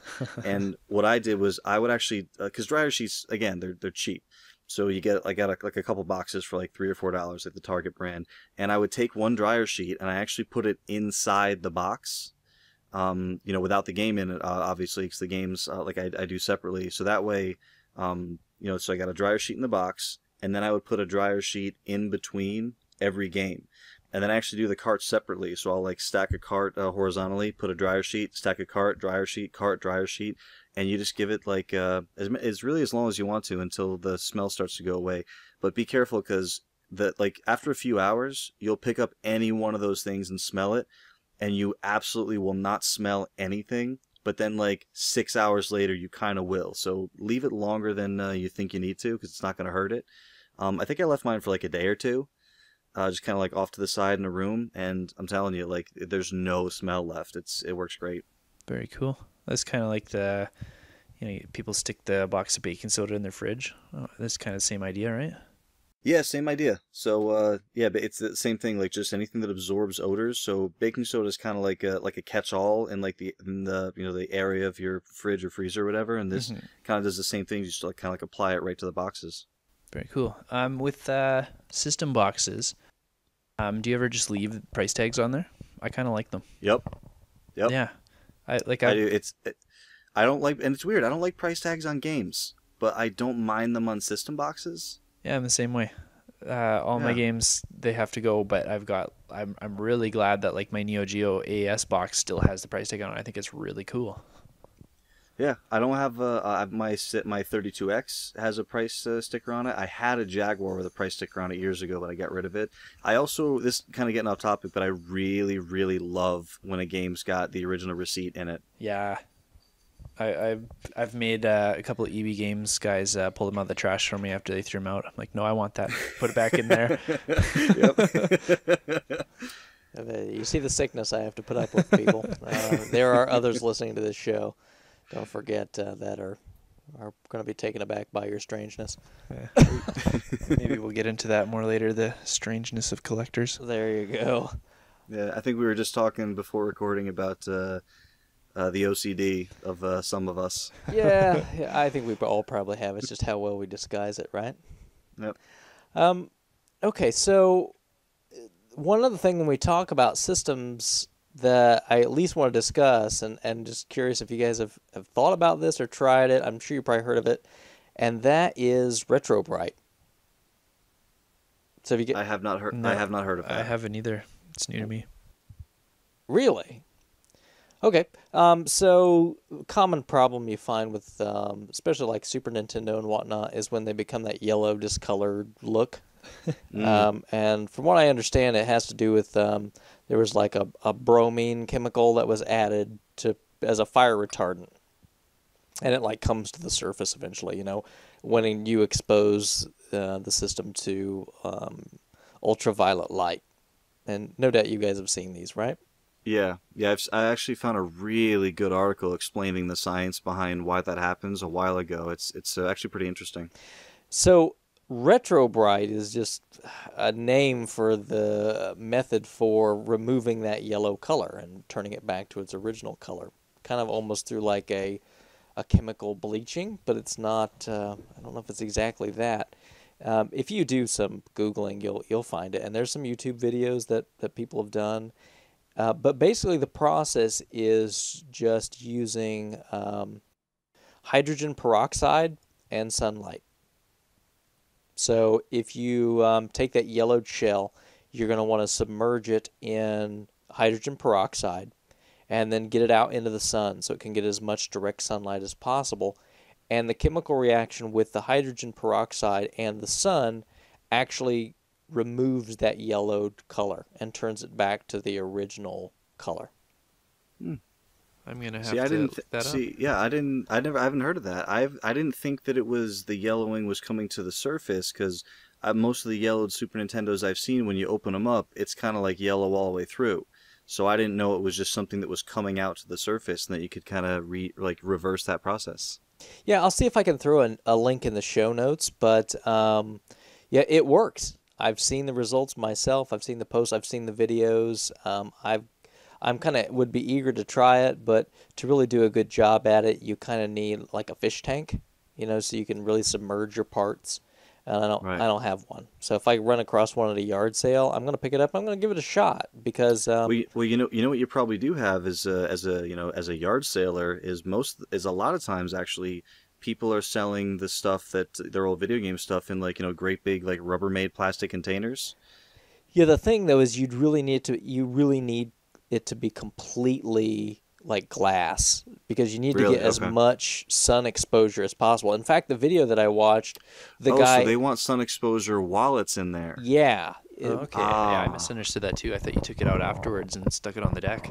no, Yeah. you So basically so it's the combination of the liquid and the sunlight together at the same time. yes. Okay. Yes, it causes a chemical reaction, and for whatever process, it removes that yellowing.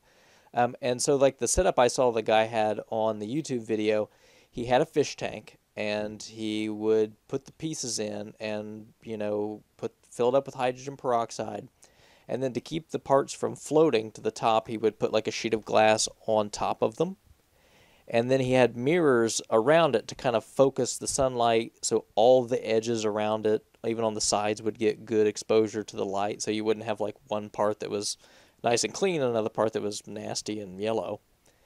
And he'd leave it in there for a few days, and when they came out they looked fantastic.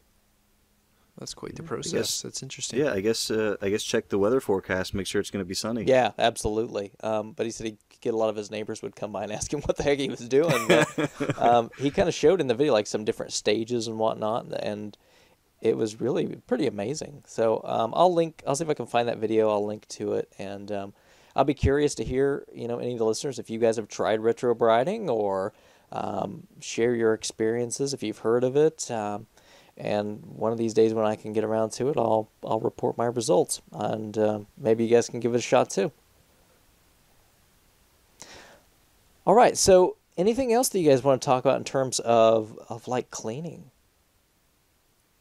Nothing immediately comes to mind. I think we hit all the major things. Yeah, I mean that's pretty much me. Most of my routine consists of cleaning games. We haven't really talked about box protectors, but that's not really cleaning. That's more like a preservation thing. Sure. But yeah, most of my my Super Nintendo and my 32X are in box protectors, and yeah, so that's kind of the last step of the process. Is I know some people aren't crazy about box protectors. They would rather just have the games out and breathing, and that's totally cool. I just got to a point where I was kind of taking them on and off the shelf enough where I was like, I'd kind of like to just have a thin layer of protection in between there, so I ended up making the plunge. Yeah, I think we're gonna do another episode on like displaying and storing stuff, so that I think that would be more relevant to that.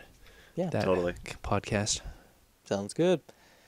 All right, so again, hey, if you're listening and you've got some ideas, you got some thoughts, if you have questions, maybe you want to hear more about some of this, make sure to let us know. You can find us on RF Generation in the forums. Go ahead and post. there's a wide variety of different methods, and I'm sure we're going to hear some pretty interesting ones because of this conversation. I hope so. Yeah, I want to learn more about stuff like retrobrighting and whatever else you guys do. It's always cool to try new methods. Maybe you got some better ones or cheaper ones or whatever.